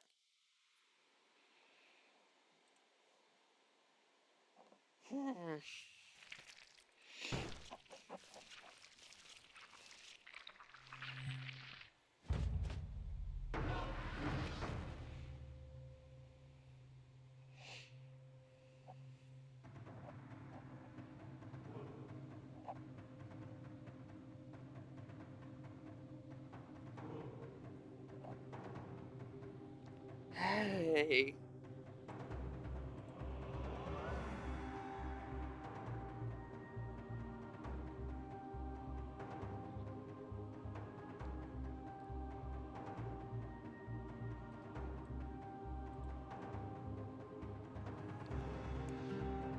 Medium move and points for losing. But so close to 200k.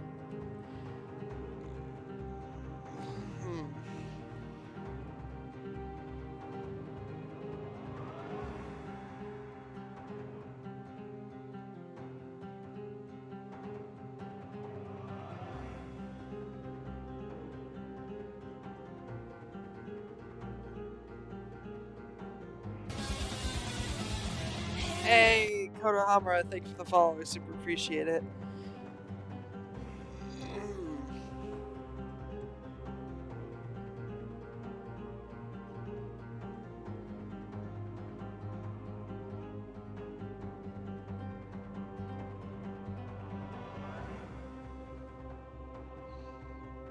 Alright.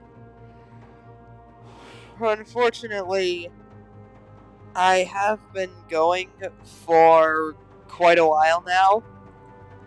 So, even though Sable just raided into us, I unfortunately am very tired, and I don't know if I can keep,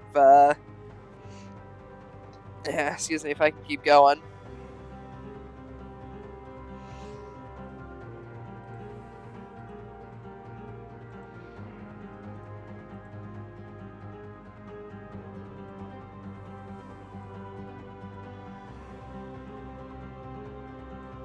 Well, I mean, it's just that I don't really have the energy for any other games after I did like 2 solid attempts on that final boss, and, well, quite frankly, ate shit both times.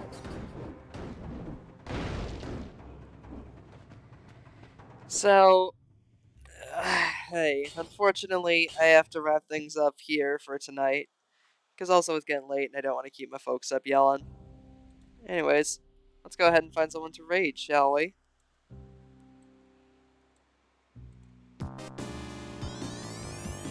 That's the final boss of the last DLC, Sable, so it is very difficult.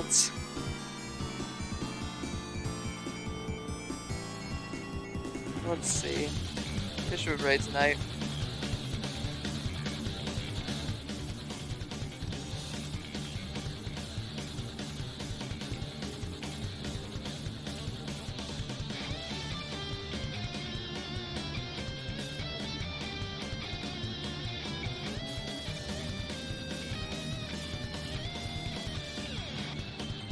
Let's see.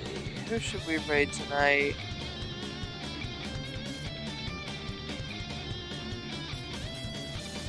You know what? Let's go ahead and raid Lelio. Why not?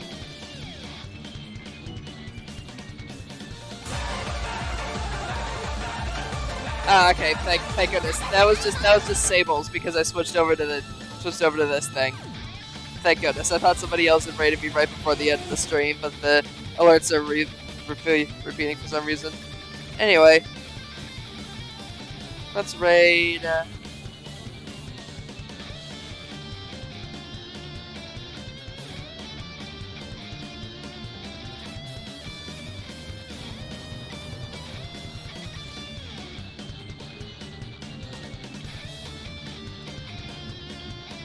For those of you who don't know who Lelia is, they are a variety streamer here on Twitch, and also one of my friends in the Storytellers team. So let's go ahead and go say hi to them. Looks like they're doing some drawing tonight.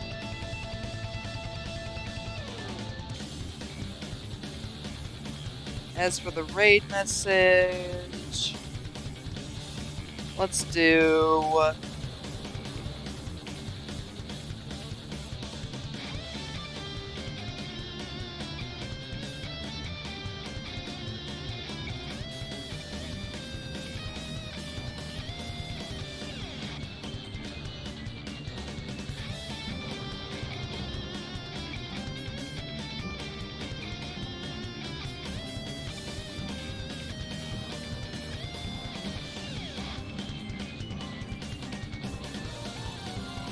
Bee Brigade is charging in with a super slow trident and a pet spider crab. I'd say that sums up the earlier parts of the stream rather well. And I don't want my raid message to just be Ender gets frustrated at boss at end of Dead Cells. So we're doing that instead. But yeah, feel free to copy and paste this raid message in their chat. Thank you so much for coming by, and I'll see you all next week. Bye!